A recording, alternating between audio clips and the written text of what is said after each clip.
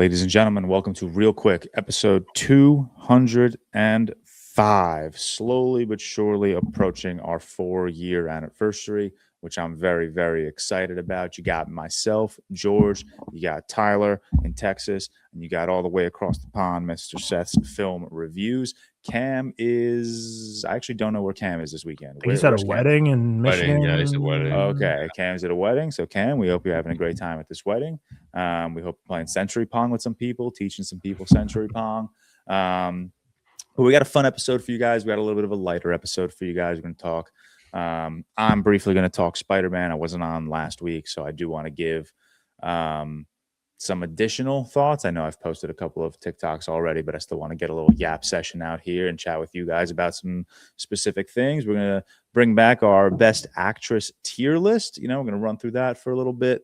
And then just some news here and there, big trailers, Primetime in particular dropped this week that I'm sure we're all very excited to talk about. As always, shout out to our executive producers, Cole Beaver, Sam George, Dylan Flanders, Stefan Johnson, and Ollie Powell. Shout out to all of our other producers. Shout out to all of our patrons. We've had a awesome run of a couple of weeks. I'm sure you guys saw on Twitter and our stories, we broke into the top 50 movie and TV podcasts in the UK, which is very, very exciting. I think Tyler, you texted us yesterday that we broke into it like 2 years ago, but we haven't seen. That was me. One of you guys said it. We haven't seen motion like that since, and we've been on a really good run of, highly engaged videos, a lot of comments, a lot of views, a lot of shares, which is just really, really good for our optimization on social. So we appreciate all the support. It's not going to slow down here. We got a lot of awesome movies coming out the rest of the year. We're all excited for Dune. We're all excited for Digger. I know Seth and I are excited for Resident Evil. We got a lot of film fest stuff still to come. So it's a horror movie. You can't blame me. But yeah, that's I want to shout out our merch real quick. You want to check out our merch? We just dropped some new Doomsday shirts and hats. Also got like this Barry Lyndon shirt, our Film Bro stuff as always. And then also we got 2 Dune shirt options.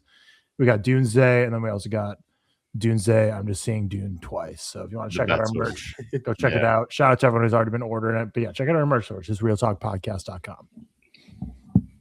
Hell yeah. And we got in a couple of orders since we dropped that a couple of days ago. So shout out to everyone that's bringing on the support. But we'll get into what have we been doing, what have we been watching. Tyler, we'll start with you. How are you?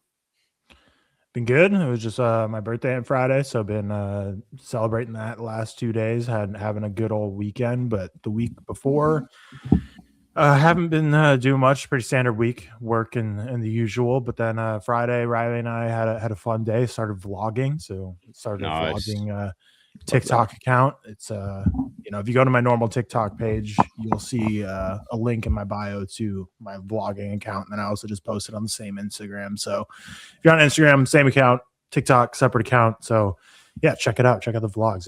My whole birthday vlog is up. We went to a couple museums in Austin. One was an art museum on the University of Texas campus, and then we went to a Museum of Weird on 6th Street, which was pretty cool. Fun day. It was wicked hot out. It was 102 degrees, so it was definitely not my favorite temperature. It's rough having a summer birthday, especially living in the South. You get just not the best outdoor temperatures. But then we went to a dinner on the lake, which was really nice. There's Riley was saying it felt very Babylon-esque in kind of like a derogatory way, to where it's like we're just like eating dinner and this dude's like slacklining for our entertainment as like rich people are just like handing this guy tips as he's just like doing flips over the water. I'm like, this feels really weird right now. It's just like circus music while we're just like eating some nice fish on the lake while this dude just like flipping on a slackline. But it was fun. It was cool, cool energy. And then yesterday what did we do yesterday? We went to that Cuban restaurant that George and I went to for lunch, Cubola, and then we got good Cuban food, and then just went shopping and hanging around. Then we just came back and played Fortnite and chilled and just had a fun day. And then today I think is the day I'm finally gonna clean out my office, as the backdrop is starting to get more and more ridiculous with all the shit that's just thrown around. I just have been putting it off forever. So once this is done, basically going to spend like 6 hours or so just completely tearing down this place and putting it back together. So, but yeah, other than that, nothing too much. We're going to see Fargo tonight at the State Theater, George, that we've went to movies at before for South by Southwest. So Riley and I are going to see Fargo there tonight, which should be fun seeing that on the big screen. We're both really big fans of that movie. But what I've been watching, so last weekend after the pod, just went on HBO Max is just a great library of TCM, Turner Classic Movies. So I just like kind of threw on the first two that looked interesting. First one was Smart Money from 1931, directed by Alfred Green. Very okay movie. I thought it was just fine. It was just like a gambling movie, which always piques my interest.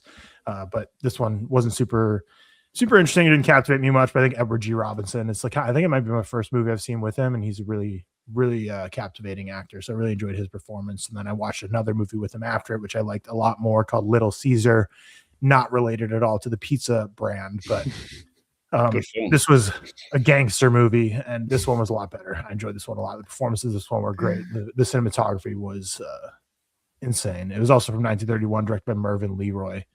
He also did The Bad Seed is his most popular movie, but that's the first movie I've seen from him. But another classic director, another Edward G. Robinson performance. So dug into some TCM movies. Watched Hoppers on Monday. I thought it was okay. I didn't love it. I know some other people were loving it a lot. It's kind of like an insane movie, like as far as Pixar goes. Like it was just a kind of a batshit crazy story, which was kind of cool to see. Just a lot different than you think from something from a cookie cutter Pixar company, where I mean they usually make incredible movies, but the stories are usually like at its core, pretty relatable and pretty and not cookie cutter, but more so than I think what Hoppers was, which just kind of was more an insane story. But just kind of like, I don't know, that the final act of the movie is basically like, I guess spoilers, like the whole forest about to be burned down by a forest fire.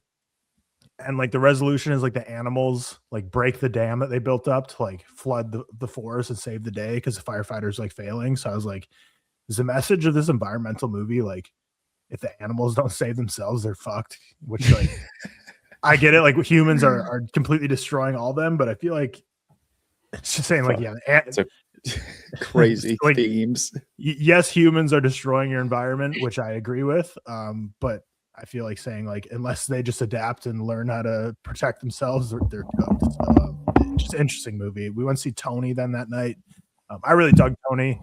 I think it's at the end of the day, it is another biopic. I know it's in limited release right now. I think it gets wide release like August 21st. Dominic Sessa is great. I think Leo Woodall is fantastic in a supporting role, and I think Antonio Banderas probably steals the show. I think he's so great in this, and he's just funny, man, because ever since he's on Puss in Boots: The Last Wish, whenever he talks in like his like slow, grovelly voice, I'm just like, man, this just sounds so puss in like the most complimentary way possible, because it's just cool, man. Like this guy talking about cooking in a really seductive way, and if you just close your eyes, you just think it's like Puss in Boots, just like talking about how to cook up a mean lobster. But it's really cool. This is what I want biopics to be, which is unfortunate because I gave it 3.5 stars. Just because I think it never really reaches the level of anything great. But I want a biopic to be something like this, where it's like a formative story. This is about Anthony Bourdain's summer in Provincetown, Massachusetts, where he first gets introduced to a kitchen. He's a idiot, dumb teenager. It's not something that like most biopics, I feel like, you'd have Dominic Sessa for the first third of the movie playing Bourdain as a 20-year-old.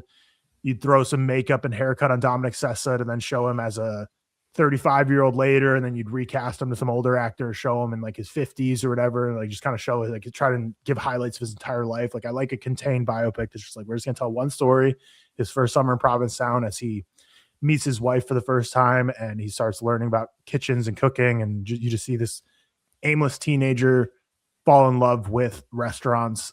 So I really liked it for that approach, but it's also like biopics I feel like are too often rose-colored glass tint their subjects, and you're like, they just make their subjects way someone you just want to root for and think they're just the greatest thing ever and treat them with such respect and regard, which this movie doesn't really. Like, I don't know, you come away from this movie really thinking Anthony Bourdain is such an asshole, and like nothing he does you want to root for. Like Dominic Sessa character in this movie is just like, yeah, if you change the tone of this movie, is basically a horror movie for how he meets his wife. Very creepy dude, kind of just stalks her And I won't get into much more of the story, but you walk away from this movie being like, I hated Dominic Sessa in this, not for his performance, but because like you just don't root for anything he does in it. But I think it shows just this aimless teenager trying to figure out his way in life pretty well. But Tony School, it was at an industry screening or the service industry screening where like everyone there was like chefs, and they had like a local chef like come and introduce the movie. And it's like, you guys are the backbone of the Austin economy. You know, without you, the culinary culture, the city would be failing. I'm like, totally, man. Like I'm right there with you in the trenches. So I felt very out of place for sure, but I don't know. They invited me to it, so it's their own fault for me going to this one. But I think I was the only like non-cook there in the environment. But fun time overall. Watched Pillion the day after. Really love Pillion. I think Alexander Skarsgård is always fantastic, and I really like Harry Melling. Really, all I've seen him in since Harry Potter was The Pale Blue Eye, which we talked about years ago, and then this. And I think he's really fantastic. And these two are engaged in this BDSM sub-dom relationship where Alexander Skarsgård completely opens his world to this, or opens Harry Melling's life into this world of like a dominant submissive relationship, and his first kind of time where a man's taking real interest in him. And you kind of see this guy who's kind of bright-eyed and bushy-tailed with this much older man who's falling in love with them, or he falls in love with, and how he has to grapple that with his parents, how he has to adjust his own life to be like, is this what I want for myself? Gets kind of just new worlds explored and open to him. And I think the performances were great. I think the story was really well done. I think by the end of it, it's really emotionally touching. And yeah, I'd recommend anyone see it. I think Pillion's a really good movie. I was supposed to see it a couple weeks ago, like a double feature with The Worst Person in the World, but it had to get canceled. And then finally, I watched 10 Cloverfield Lane, rewatched 10 Cloverfield Lane. I just realized on my letterbox I didn't mark that I've watched this before, so I'll fix that now. But there's like always been those rumors that The End of Oak Tree is like a secret Cloverfield movie. I've seen Cloverfield a bunch. This is my second time seeing 10 Cloverfield Lane. Loved it, by the way. I gave it 4.5 stars. Like I loved it even more than I remembered, which I remembered loving it. I think John Goodman is so all-timer in this, but Mary Elizabeth Winstead is fantastic as well. It's very Room meets Begonia, like I said in my review, where it's obviously Room from like the Brie Larson, like, you know, she kind of wakes up trapped in this environment. She's like, who's keeping me captive and how do I get out of here? But then Begonia, in terms of the paranoia of like, is what this dude's saying real? Like, is there really this takeover, or is he just like an insane person keep me hostage? And you kind of have to figure out as an audience, like, what is true, what is not. But I've never seen the Cloverfield Paradox, which I know a lot of people hate. So I'm going to watch that next. But yeah, I don't think The End of Oak Street will actually be like this Cloverfield movie, but I'm going to have my bases covered and get them watched and ready. So I'm ready for it just in case we get some twists and turns along the way. And then rewatch Blackberry as well. So yeah, that's been the week. Very nice. Very nice. I'm seeing Tony tomorrow. Pretty excited about that. So I'm sure that'll be the review of next week. Seth, how you doing, man? What's going on? I'm good. Pretty boring week. I had a management party on Thursday evening with Josiah with my management team, Alpha Management. Like a nice like rooftop bar, Shoreditch, like nice area of London. Really nice, just a nice like chill evening. Got a thing like an all-day itinerary planned for End of Oak Street tomorrow, which I think it will be next week's review along with Tony. No, Probably. does Tony come out? Yeah. Oh, not for me. I'm imagining. I don't know when Tony's official wide release is, but yeah, definitely. It came out on Friday in New York, so it's been out here. Yeah, well, for me. Yeah, I got like a weird like all day stunt / making workshop thing for End of Oak Street with Warner Bros. Tomorrow, so that should be fun. Very excited to see it as well. One of my most anticipated for sure, and it would be interesting to tell if it is a Cloverfield film. I don't think it will be, but I do like the theory that's out there that it is something connected. You guys ever played GeoGuessr? Any GeoGuessr players here? Yeah. I dipped my toe, I could say. That was a crazy wave here during like COVID. Yeah, I mean, I love GeoGuessr, but I was playing yesterday with Anna. It's like GeoGuessr, but with historical photos. So you have to guess where it is. You also have to guess what year it was taken in. So much fun. Played that exact same game. I love shit like that. It's so good. And then, Yeah, not much this week. A lot of paddle, running, usual shit, man. Not like a crazy amount done. What I've been watching, not much. Been a bit slower. I rewatched Marty Supreme this week a few days ago because I hadn't seen it since release. Liked it less, I would say. I don't think it's quite like for me as electric on rewatch. However, what I will say is I made a video about this as well. I actually think like Chalamet's performance kind of came and went in discourse. I mean, due to the Oscars and blah blah blah and conversations around Michael B. Jordan and whatever. I actually think it's like as good as I did on first watch, if not even better. I think it's almost underrated now in that no one's really speaking about it anymore. But I think as a performance, just an isolated state, it's he is like generational in it. He is truly like unbelievable. And I think the performance levels we had last year, just in terms of lead actor, there was so many great ones, and he definitely stands out as one of the best. George, have you've seen Don't Look Back, the like concert film, the Bob Dylan one, haven't you? No, Really? don't think so. Oh, it's like concert one in London. Don't Look Back is what it's called. Yeah, it's I think it's probably his most famous doc, like centered on him. So it's 1967. Yeah, 67. No, I've never I mean, seen you would this. really like it because you like shit like that. Yeah, Obviously, I'm you sure. like Bob Dylan as well. It's got like Joan Baez, Alan Price, etc. It's really really interesting. And obviously it's Bob Dylan's music and it's Bob Dylan. So yeah, that's actually really really good. Really enjoyed that. I saw a clip of Two Towers the other day, so I rewatched that shit. Yeah, what I do. And I watched The Seventh Continent, which is a Michael Haneke film, very much a precursor to like if anyone's listening, like Cache and Funny Games, although not quite as potent, but it has the coldness among the everyday family, blah blah blah, themes and sentimental notes. Yeah, that's kind of it this week. I haven't really done much. Got a fucking fun week planned, a couple of events and stuff like that. But that's kind of it. That's kind of it. And then what date is it? So it's the I'm here next week and then not here the week after. So I'll be here for end of Oak Street. That's cool. Nice. Hell yeah. I'm good. I've been obviously gone for the last two main sods. I was in Italy with Victoria and her family for 10 days. We were in Sardinia, so really, really nice trip, really toasty trip. Nice blend of, doing some tourist stuff, visiting some archaeological sites, and then, spending some days on the beach or by the pool. So it was a really nice trip, really, really nice little getaway into a nice island off the coast of Italy.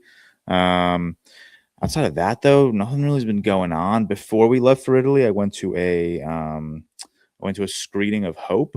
I cannot wait for you guys to watch this movie. It's actually so batshit insane. It's like once you think you have a grasp of like what's going on, the third act kicks into gear, and it's like, oh, there's a whole world out there that you don't even know what's going on. It is so absolutely crazy. I can't wait to watch it again. It's such a fun time watching it.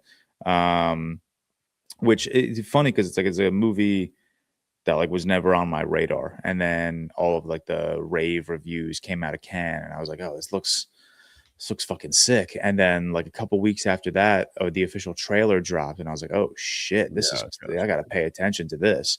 I've only ever seen The Wailing and The Chaser from the filmmaker, so I wasn't like really well versed in his filmography. But yeah, Hope was. I can't wait to watch this one again.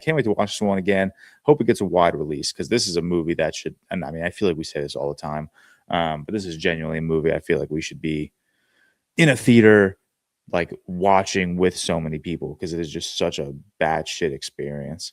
What else besides?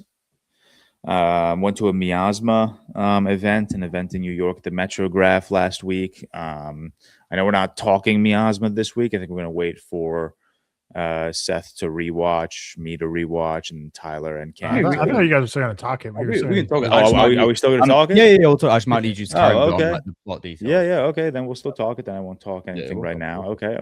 Cool. My bad. But yeah, other than that, nothing really. I'm home this weekend on Long Island. My sister Kiki came in from Charleston. She got engaged 2 weeks ago, so she came in for a little, calm celebrations with the family and one of her high school friends. What have I been watching? It's been a light watch. I'm not gonna lie. I've not been watching much. Where to start? Hope, just fucking crazy, man. Absolutely bananas. Such a cool blend of like, and I'm not no spoilers, don't worry.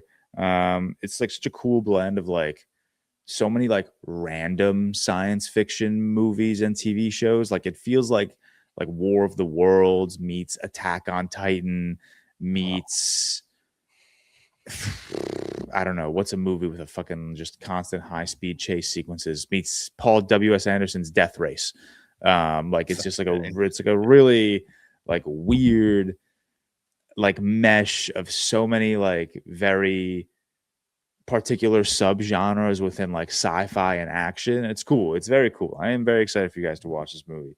I watched Ocean's 11 for the first time on the plane to Italy. Loved it. Wow, Loved. watch Ocean's 11. Everyone is surprised. I'm sure I've seen the movie at some point. It's been so I didn't remember a thing in this movie. So I'm pretty sure I've never seen it, but I just can't imagine that I didn't watch it like with my dad at one point. But nothing was familiar, so I'm treating it as a first watch. And I absolutely loved it, man. It's so cool. It's so like it's not a movie that's like necessarily like reinventing the heist genre. It's just kind of like perfecting it. And I think that's awesome. And also what I really like is that it's not just like they like compiled like in 2004, whenever this movie came out, just like the hot actors of the time just for like box office sake or like the appeal. Like everyone in this movie is really firing. Like their chemistry is phenomenal. Even like from George Clooney all the way at the top, all the way down to like, you know, like Scott Conn, like the 8th or 9th build actor. Like everyone is just absolutely firing. I love the chemistry of Ocean's 11, of like this group of 11 guys. Julia Roberts, beautiful, stunning, gorgeous. She has so many moments in this movie. The one that stands out for me in particular is her first conversation with George Clooney at the dinner table. I thought that was just one of the most transfixing conversations I've seen in a movie in a long time. I was just so locked in. And then, you know, even cool seeing like a young Matt Damon, a young Casey Affleck. Just really like this movie. I think it captures Vegas in a very like sleek way that I don't know if I've ever seen Vegas captured like that in a film. Like it's not like The Hangover kind of Vegas where it's very like raunchy and very ratchet. It's very much like an elegant Las Vegas, which I thought was very, very correct in its vibe, given like how suave all of the Ocean's guys are dressed all the time, how well spoken they are. Like it just made sense, and I really like that.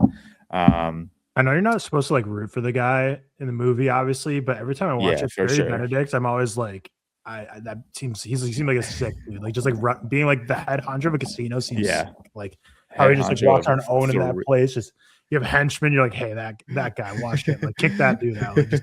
Like, just, every time I watch him, like Terry Benedict, I want to be. Yeah. My fucking ego would be through the roof if I was the fucking head manager of the three biggest Las Vegas casinos, man.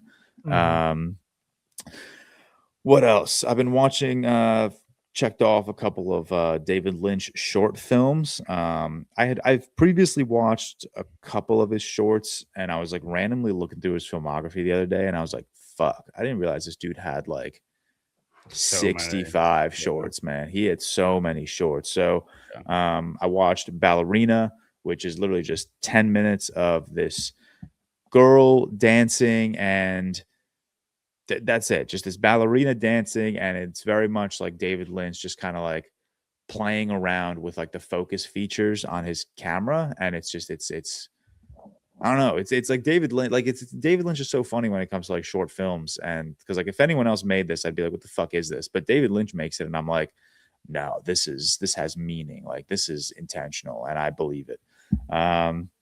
Watched a short film of his called The Alphabet. This is crazy. It's 4 minutes, I believe.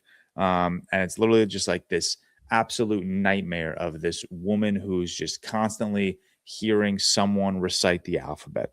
And it's just absolutely the reciting of the alphabet and what you're hearing isn't the scary shit. It's what David Lynch is putting on screen, because it's like, It's horrible. I saw that in cinemas, bro. yeah, it's just like fucking what horrible. what is like what So does this weird. man take? Like what Yeah. drugs was this man on? Like some of the shit he's doing is crazy. And then I watched another one of his short films, Fire, um, which I think Wow. is so funny, because basically the premise of Fire is someone had gifted him like a 15-minute musical composition, Oh, yeah, a yeah. beautiful musical composition. And David Lynch basically was like, okay, I'm going to use this now as like the backbone of a short film I want to make.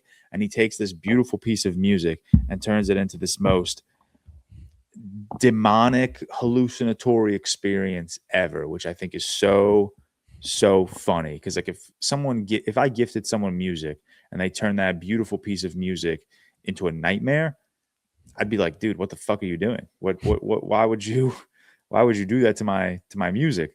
But it's crazy. It's animated, I guess. I actually don't even know if it's animated or if all of this thing is hand drawn. I'm pretty sure it's animated film, but it's absolutely it's fucking crazy, man. Have you seen The Grandmother? No. That's like the Yeah, scariest dude. shit ever. It's like a 30-minute short he did before Razorhead. It's Okay. insane. It's on YouTube, I think. It's insane. Insane. Ooh, yeah. I love a good free on YouTube. It's always Mhm. my backbone of short films. Yeah. What else? I watched Female Prisoner Scorpion Jailhouse 41. I had watched the predecessor, Female Prisoner 701 Scorpion, a couple months ago, at the request of Nalbis. These are like two of his. He's big on he's very big on like female rage and exploitation cinema and revenge, Japanese revenge films. So he had recommended Female Prison 701 Scorpion to me. Watched that a couple months ago, and that was just absolutely mental. Just the most grimy filmmaking that'll make like your stomach turn, stuff. And I really enjoyed it.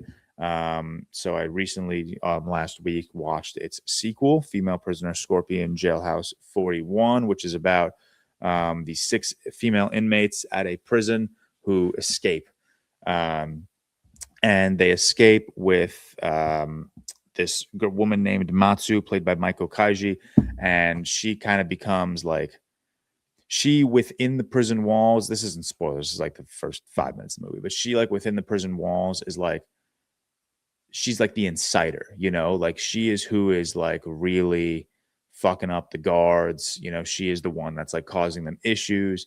If you watch the first movie, you'll understand like she's in prison because she was fucked over by someone.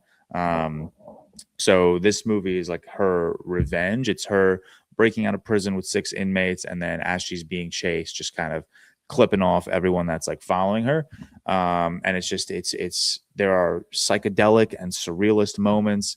There are really hard to watch moments of like sexual abuse and violence against women. It's also just like they're trying to evade the law just in this like massive like landscape, and there's just these massive wide shots which are absolutely beautiful. And it's one of those movies where like your main character, she kind of becomes like this prophet, almost like this mythical being. So it's like really, it's really unbelievable. If you want to watch one of the all-time great performances by someone who says less than 5 words in a movie, go watch both of these movies, because she is really great and the movies are just fucking batshit insane. Finally watched Spider-Man Brand New Day. If you guys don't mind, I'd like to just wax lyrical a little bit on that, since I wasn't on the pod last week. Open conversation, by the way. I don't want to talk to myself. I want to talk to you guys. I know I've talked a lot about Spider-Man Brand New Day on TikTok, so if you have anywhere you want to interject, feel free. I won't take too long. So if you don't want to hear me yap about Spider-Man, maybe jump ahead like 5 or 10 minutes or whatever this is going to be. But yeah, finally watched Spider-Man Brand New Day. I was very late to the party. Really like this movie, man. Really surprisingly like this movie. I want to start with Tom Holland. That's where I want to start, because Spider-Man Brand New Day, I think, gave me like that feeling with Tom Holland where I can like confidently say like that's my Spider-Man. Like I had been waiting for that moment throughout all of his films, because Brand New Day is what, his 7th film as Spider-Man. 3 Spider-Man, Civil War, yeah. Infinity War, Endgame, and now Brand New Day. So Brand New Day is his 7th film as Spider-Man, and I had always just been waiting for the moment where it's like, this is my Spider-Man. Like, this is my Spider-Man. And that's what Brand New Day gave me. He gave me that, and I absolutely loved it. I think I'm pretty sure you all, I think Tyler said it on the pod last week when I was listening, and maybe Cam agreed. This is the best Peter Parker I've seen in live action. This is the best iteration of the character of Peter Parker that I have seen on screen, and I absolutely loved it. I love that he has to deal with the repercussions of his actions in No Way Home. I like that they didn't just gloss past that to give us another fun children's movie Spider-Man. I like that they acknowledge that Tom Holland is a grown man now, and the Spider-Man movie that he's going to star in needs to have grown man themes, and I love that they are not absolutely glossing over it. This is a Spider-Man movie that actually has like a visual language, and it's a Spider-Man movie that actually makes the New York a character of itself, instead of like the way like that we saw in like Sam Raimi's Spider-Man, whereas like in movies like No Way Home and Homecoming, New York is just like a bland backdrop. Whereas and obviously Far From Home, he's not even in fucking New York. But in Brand New Day, I was like watching this movie and I was like, holy shit. Like these are beautiful shots of my city. There was a shot from the top of Roosevelt Island looking west into the city, and I saw my building and I was like, whoa. I was like, that's fucking creepy. And it was just really, really cool. Like the character of New York is just, it's such a foundation in Spider-Man storytelling. And then I think it's just done really, really well in No Way in Brand New Day. And that was like the just, I have a lot of positive takeaways from this movie, but just the fact that they gave me a Spider-Man relying on the character of New York, I think that's fucking incredible. I want to go back to the character of Peter Parker, because I like that we're exploring Peter through loneliness this time around, and that becomes the entire foundation of his personality. It doesn't really feel like it's a cool. This is what reminded me a lot about Sam Raimi's Spider-Man, which is why I think I'm in such high praise of Brand New Days.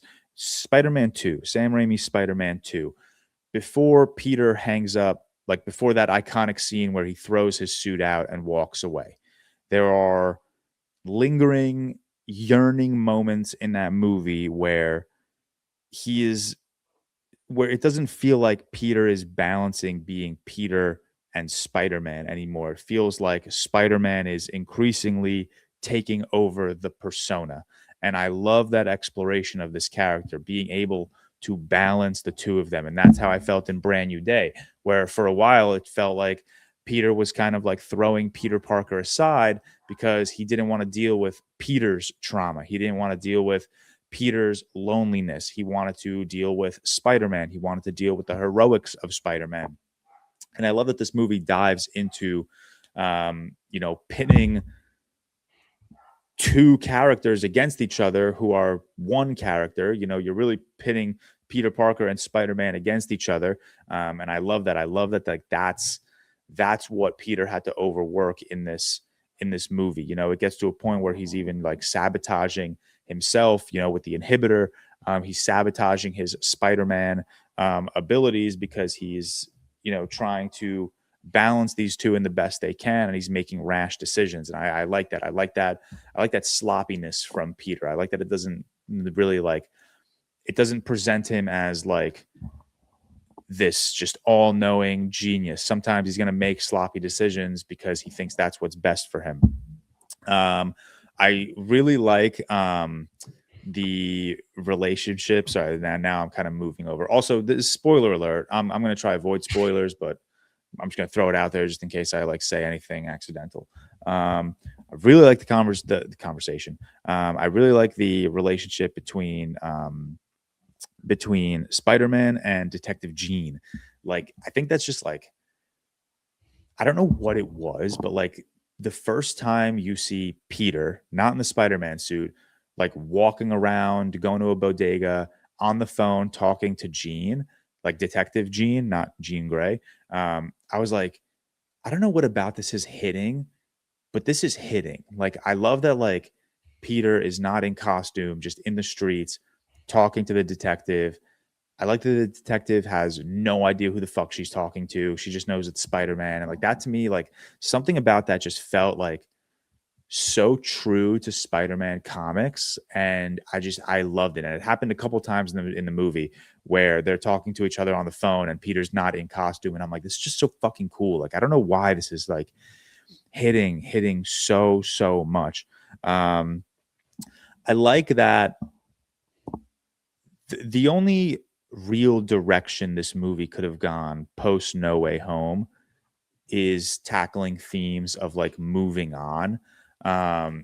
Because like I said, like I think they could have easily just like time jump, Peter's life is back to normal, don't worry about what happened post No Way Home, everyone remembers him now, blah blah blah. But I love that he has to like adapt to like MJ moving on, Ned moving on, the world moving on without Peter Parker. And I like that. Tom Holland, I don't think Tom Holland is bad in the Odyssey. I know he's getting a lot of flack. Night and day with Brand New Day. He is so good in Brand New Day. It's not even like an argument for me, like which of his performances is better. But what I love about him in both the Odyssey and Brand New Day, this man's eye acting is out of control. It's absolute. Every time he looks at MJ from a distance, his eyes are just so depressed, man. It was like the first time right after Odysseus like sees Argos and Telemachus realizes that that's his father. Like Tom Holland's eyes in that moment, like this, the things this dude can do with his eyes are absolutely unbelievable. I'll wrap up shortly. Just I like the inclusion of Jean Grey. For me, that's not the focal point of the movie. This is a Peter Parker Spider-Man movie. I didn't care who the villain was. It was never going to be, I realized very quickly while watching the movie, like, doesn't matter what the villain does, doesn't matter who the villain is. I'm focused on Peter Parker. I'm focused on Peter's mental state. I'm focused on how he's going to break out of this, quote unquote, like jail of trying to balance Peter and Spider-Man while also moving on from MJ and Ned and stuff like that. So like I like Jean Grey. I think the character is awesome. I think Sadie Sink is a great actress. But that to me just wasn't, that to me was not the focal point of this movie. It was never about the villain. It was never about blah blah blah. She was just she was there just to kind of like help Peter overcome his split between being Peter Parker and Spider-Man. And like when he at the end when he rips that, are you Peter Parker or are you Spider-Man, and he says I'm both. I have not felt something like that in a Marvel movie since Rocket Raccoon and Guardians 3 goes, the name's Rocket, clicks the gun, Rocket Raccoon. Like that's what this movie got out of me. So yeah, I really like this movie. I really enjoyed this movie. Even beyond just like the great Peter Parker Spider-Man storytelling. I think this movie just also is so technically well made. All of the attention to detail when it comes to swinging and the connections to like these PS games. All of these POV shots that we're now seeing back behind the scenes footage of. Everything. What else? Like the scene, major spoiler, the scene where Jean is in Peter's head and the Punisher, like out of nowhere, the hallway kind of gets long. Peter's spider sense tingles, and you just hear like a click, and like the way they shot the Punisher shooting Jean Grey with like the hallway and the room, like I just thought that was so sick. Also, I love what this movie. Sorry, back to just one thing about the movie because that just kickstarted a thought. I love what this movie has to say about like love and compassion, because there's like a very interesting dichotomy between Frank and Peter, where Frank has been through it all. Frank has been through shit, and he kind of lets that shit consume him, consume his every thought. But when Jean enters Peter's mind, given everything Peter has been through, you would imagine she would be met with bitterness and rage. But instead, she was met with Aunt May and love and compassion. And I absolutely love that. I said this in my TikTok video that I posted about Peter Parker's mental health. But like Peter is one character that has all the right in the world to be bitter and angry and rageful. And that's what makes the character of Peter Parker so incredible, is that he's constantly choosing responsibility. He's constantly choosing hope and optimism, no matter how much is absolutely killing him. And I love that. I saw, I think it was, the Escape Pod boys. They posted a segment about Brand New Day, and I think Hawkeye expressed that he's getting tired of the gimmick where, to defeat a villain, you just have to talk them down. You just have to talk them out of whatever they're doing. And I partially agree with that. I do think that gimmick is running a little loose. There are instances where that's not necessarily the gimmick. Like that wasn't the gimmick at the end of like Fantastic Four. But I think that gimmick works in Brand New Day. I think that given the arc that Peter Parker went through in this movie, I think that is him learning that lesson, only to teach that lesson to Jean and allow her to learn it for herself and move past this era of rage that she's kind of like going through. I think it's just a beautiful like full circle hero villain moment. And I really liked it in this movie. But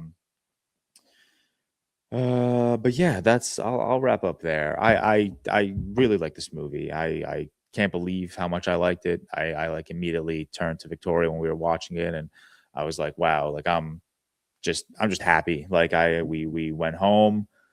I was just happy. I was just thinking about the movie. Like this, I finally got like the iteration of Tom Holland's Peter Parker that I've been searching for, man. And it's not like we haven't seen, like, he's been a great Peter Parker. He's always been a great Peter Parker. He's always been a great Spider-Man. He's always embodied like that traditional high school character so well. Especially in like Homecoming, when he's just like very young, or even something in like Civil War where he's even younger and it's the first time you ever introduced him to. One of the smartest decisions the MCU has ever made is casting a young Peter Parker, casting Tom Holland when he was fucking 16, 17. First movie came out when he was 18 maybe, allowing like Cam, allowing me, allowing everyone that was just so obsessed with the MCU in 2016 to really grow up with this version of Peter Parker, and to get to the moment of Brand New Day where like he's out of college, he's on his own, he's lonely, he's depressed. I think that arc, in mirror of like everyone who's been obsessed with Peter Parker since Civil War, I think is just great. He's truly allowed everyone to grow up with him in this role, and I think it's just so beautiful. I have this at 4 in my MCU ranking right now. I would say 4. It's Guardians 3, Infinity War, Guardians 1, and then Brand New Day. I think Brand New Day will probably jump up to 3 on a rewatch. What's also surprising about this movie is like I think of so many MCU movies. No Way Home in particular is probably the best example of an MCU movie that for me just it gets worse and worse every time I watch it. I've only seen Brand New Day once, but every time I think about this movie, or every time I like open up Twitter to learn a new fun fact about this movie, everything just clicks. Everything clicks so much better, so much clearer, and it just allows me to like this movie so much more without even rewatching it. So I am very excited to rewatch it because I do want to. I do just enjoy rewatching movies that I really like. Tame Impala Needle Drop, approved. True. Fucking awesome. What a brilliant needle drop. It is a little creepy that Peter like legitimately stalks Ned all the way to this party. I thought that was fucking hilarious. But Tame Impala Needle Drop approved.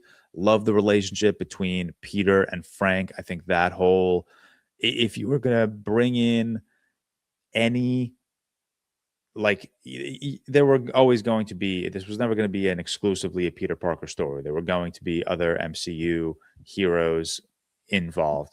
I think bringing in Bruce and bringing in Frank are the perfect choices because Bruce is essentially going through what Peter's also going through, not obviously everyone forgetting who he is, but just not being able to balance his two lives, not being able to balance Bruce Banner and the Hulk. And he creates this inhibitor to kind of shut down the Hulk, to shut him out.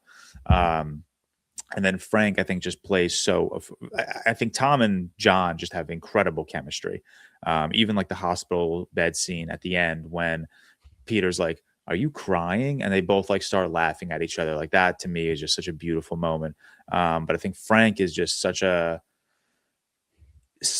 awesome opposite of Peter, because like I said, like Frank's been through hell too. Frank's walked with monsters. Frank's is dealing with demons, but he's dealing with them in such different ways than Peter. Frank lets them consume him. Frank lets them absolutely overrun his every being, whereas Peter is obviously consumed by them. This movie makes it very clear that Peter is struggling mentally, but he never lets it, cloud him. He never lets it like cloud his judgment. He's always choosing responsibility and optimism and hope. And that's just, I think that to bring in Frank in this Spider-Man movie in particular, I just think is so brilliant. And then also one thing that I've just thought is so underrated about this movie that I don't see a lot of people talking about, the scenes where Jean is like hopping from person to person. Phenomenal extra physical acting, man. The way these extras are like throwing their bodies around, and like I can't even imagine how much choreography that must have taken. Like that to me was just so cool, especially like that first scene in I believe it was the jail cell, the jailhouse, where it was just like a crowd of people and you just keep seeing Jean jump from person to person. And like when she leaves one person, their body goes limp. And when she enters another person, their body stiffens up. And it's just like really cool physical acting. But yeah, really, really great. Really great movie. I'm really very pleased with, that entire experience. I'm very excited to rewatch it. Gave it a 4 out of 5. Like I said, it's, top 5 MCU right now, top 5 of 2026 right now for me. Could see both of those rankings going higher on rewatch. And yeah, man, just big, like, I know everyone says like No Way Home was like Tom Holland's moment as Spider-Man. Like, it brought together the three Spider-Men. It felt like this like major climactic moment in Tom Holland's Peter Parker Spider-Man career. But Brand New Day to me is like that's his moment. Like this is truly his time when he was able to like really drown himself in the character of Peter Parker and really just bring his all. And I absolutely loved it. The scene at the end of the movie where that little kid like does the thwip at him and he does the thwip back to him, like that shit absolutely killed me, man. It's just so beautiful. So yeah, that's my little rant on Spider-Man. But we can move on from there. Seth, we'll get Miasma for a little bit. Yeah, I got the hat on. Graphic tee is dope. Shout out Sophie. Shout out Mubi for sending us these nice care packages. The tee, I like getting large graphic tees because I like wearing graphic tees as pump covers at the gym. And Miasma shirt, nice and heavy. Love it. Great shirt to sweat in. Also got this nice hat. Shout out Sophie again. But we'll talk Miasma. Tyler, when are you seeing Miasma? Because I don't. Probably this week.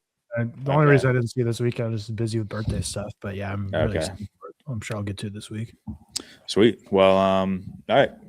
We'll keep. I'd imagine Seth will keep this short.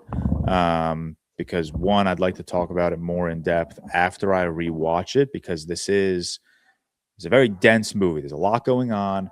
There are a lot of themes. There are a lot of ideas. A lot of themes and ideas that I am perhaps slightly ignorant to that I'd like to learn about before fully talking about. But Seth, we'll start with you. I know it's been like a month or two since you've watched it, but yeah, when did you? Where were you? 6th of June. So but where were you? Were you at a festival? South by Southwest here in London. Okay.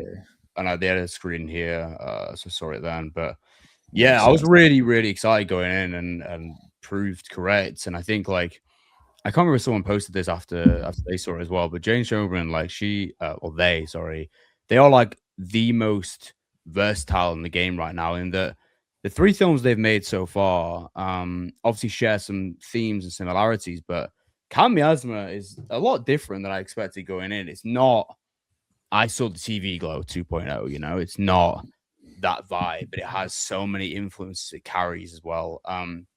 Man, such a textured film just to start off. Like I'm assuming you saw the videos this week of how they did some of like the backdrops. Yeah, the painted backdrop around the cabin. Absolutely crazy. So, cozy film, man. Cozy. The snowy vibes. Yeah. The setting, the texture backdrops, but also like a lot of it is based on deconstruction of like slasher movies, and obviously it has a lot of slasher influence, and there's a lot of direct slasher moments as well. You know, like crimson blood splashes, a lot of like sort of old giallo, Argento-esque blood splashes and squirts and whatever. And it also operates like a really delicate piece on like sexuality and expression and understanding. And especially with what is her name? Hannah.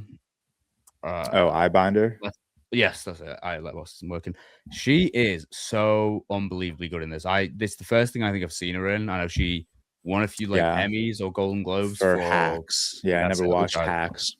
I don't know what it is, but she's like great, and Gillian Anderson as well. Like they're the perfect. Like they play off each other so well, and I think centering the story on what's her character's name? Hannah's character's name in the movie. My letterbox is not working. You're asking the wrong person. Hold on. Chris. Centering the story on like her, I guess, goal in that she's I'm trying to remember. She's writing a script for like a horror series, and she has calls with said producers and studio who are trying to push her into more of a franchise, and there's a lot of stuff with that. I think centering her on that and making that kind of the central theme, and that trying to make it in horror space, and you have so many horror influences there, but it's also just as like a metaphor for expression. And there are so many moments in the cabin with Gillian Anderson and her that are so intimate and expressive, and just about like letting go and kind of releasing. And it really is like calm in moments and really reflective in a lot of moments as well, whilst also being like truly brutal and ghastly and weird in others, and quite surreal, to the point where, like you said, I think it's going to take another watch to really grasp everything in this, because there is so much here. Like you've got some Videodrome references nearing the end, like visual references, a lot of great visual motifs as well, a lot of great sort of Halloween ones and slasher ones in general. It's really funny also. Like there's some scenes with Hannah when she's in the shop, or the where she parks outside and she's speaking to the people in there after she Yeah. like leaves the cabin, that are so funny. Like it's really, really funny. Again, Jane like has shown themselves as being someone who's able to do like the paranoia inducing, the anxiety inducing, but also they can write like funny fucking scripts as well, like really, really, really funny scripts. I really, really liked it. I think it's going to go up on higher, like in terms of like a film on like a sexual awakening. I think those two, the two, I was gonna say cast members, but there's a few others, but like central cast members, so good. And then in terms of the way it shows like fandoms and similar to like I Still TV Glow, which focuses on like a particular TV show and nostalgia in that time, kind of similar, but through this like blood-soaked lens. Yeah, I loved it. I think it's great. It's I think it's like my 3 of the year so far, or 3 or 4 of the year, but I anticipate that going up on rewatch as well. It was really, really good. I'm excited to rewatch it. Yeah, definitely a movie I walked out of and I was immediately like, oh shit, I really want to fucking rewatch this, man. Like there was just like I said earlier, it's just one, it's such a dense movie and its themes and its ideas, but two, I just also think like there's just so much cool shit happening in this whole movie, man. Like so many incredible needle drops. The painted backdrops I absolutely love. Every like small conversation between Chris and Billy, I just think is just so mesmerizing. I love that it's so unapologetically a Jane Schoenbrun production. And I part of me thinks that like everyone being like, wow, there's this latest slasher movie I'm excited to see. They're gonna watch this movie and be like, what the fuck kind of slasher movie is that? But like if you've seen TV Glow and you see World's Fair, you know that this is exactly what a Jane Schoenbrun slasher movie would have looked like. And it's so brilliant. Even like the moments of slashing are just they're so funny, man. Like the needle drops, like we dropped Counting Crows at one point during like one of my favorite sequences in this entire movie. And I was like, these are just like such unique creative decisions. And I said this in my Letterboxd review and in my TikTok review, but like I think sometimes I think I'm very critical about a movie looking bland or uninspired, a la, something like a One Night Only that just looks like it's made for Netflix. And then I watch Teenage Sex and Death at Camp Miasma and I'm like, shit, like this creativity, this uniqueness in its creativity is possible. And like, this is what I want to see more of. Like, this is what really intrigues me. Like every single, even like shots like within the cabin were like, they're lit so well. It's so cozy. It's so cozy. Same thing with like TV Glow. Like there's just such a nostalgic way that Jane Schoenbrun films their movies. She makes me feel, or they make me feel like nostalgic for periods and lives I haven't lived. Do you know what I mean? I swear to God, I was watching this movie and like, I mean, it's a slasher film, so this isn't even really a spoiler, but like even moments where like our main villain is slashing people up, I'm like, damn, like I wish I were there right now. Like this looks so cozy and nostalgic. It is weird, like the chase scene at the end. Yeah, it's just like weird. The feeling it gives. It's really odd. It's so cool. And if you want like homework to like prepare you for like what you're watching when it comes to Miasma, go watch like a sleepaway camp. Which is just a really like fucking campy movie, and it's so much fun. Like that's just such a good, but like very like era defined. It's very defined by its era, isn't it? It's also just like such a crazy blend of genres. Like I'm giving you an old slasher movie as a recommendation to prepare yourself for this movie, but I could also recommend you watch something like Titan, which is just a very surrealist look at identity, body horror. You mentioned Videodrome. It's very, I think, Lynchian in moments, and it's very like thought-provoking and all over the place narrative. It really makes you like question what you're watching in the same sense as like a Mulholland Drive. There was even a moment where Chris and Billy were watching the movie. They were watching Camp Miasma. And like while they were watching this movie and talking, I'm like, why am I getting like Perfect Blue vibes right now? Like I was all over the place with like my comparisons. And I think that's what makes this movie so interesting, is that you hear of a new slasher film and it's like, oh, okay, you can compare it to Halloween or Texas Chainsaw, blah, blah, blah. But no, it's like I don't even want to compare it to like slasher films. I want to compare it to like psychedelic, surrealist movies, in the same vein as like a Donnie Darko or an Angel's Egg. And I just think Donnie Darko is actually a good comparison. They have very similar like feelings. Donnie Darko has really similar themes, really similar, very dark, demented atmosphere, like really psychedelic atmosphere, and I really love it. But I also just love, like, obviously, as with all now 3 of Jane's films, they're always very personal. They're always very much about their experience, and how can they put their experience in a film through a horror lens. And I love that this movie is kind of like forcing its audience to really look inward at their relationship with slasher films, how slasher films have and continue to like really shape generations. They're really asking audiences to look at identity through slasher, our kind of like uncomfortable admiration of slasher films. And I really like all of that. Like it really like it's so much fun how we're like poking fun at everything. We're poking fun at wokeness in modern horror. We're poking fun at elevated horror. We're poking fun at the fact that older horror movies aren't potentially aging well. Like I thought it was hilarious when Chris and Billy were watching Camp Miasma and they get to a point in the movie and Chris is like, this whole next sequence is transphobic right now. And then it cuts to Camp Miasma, like you're watching the movie, and it's just the most transphobic like 10 minutes of cinema you could imagine.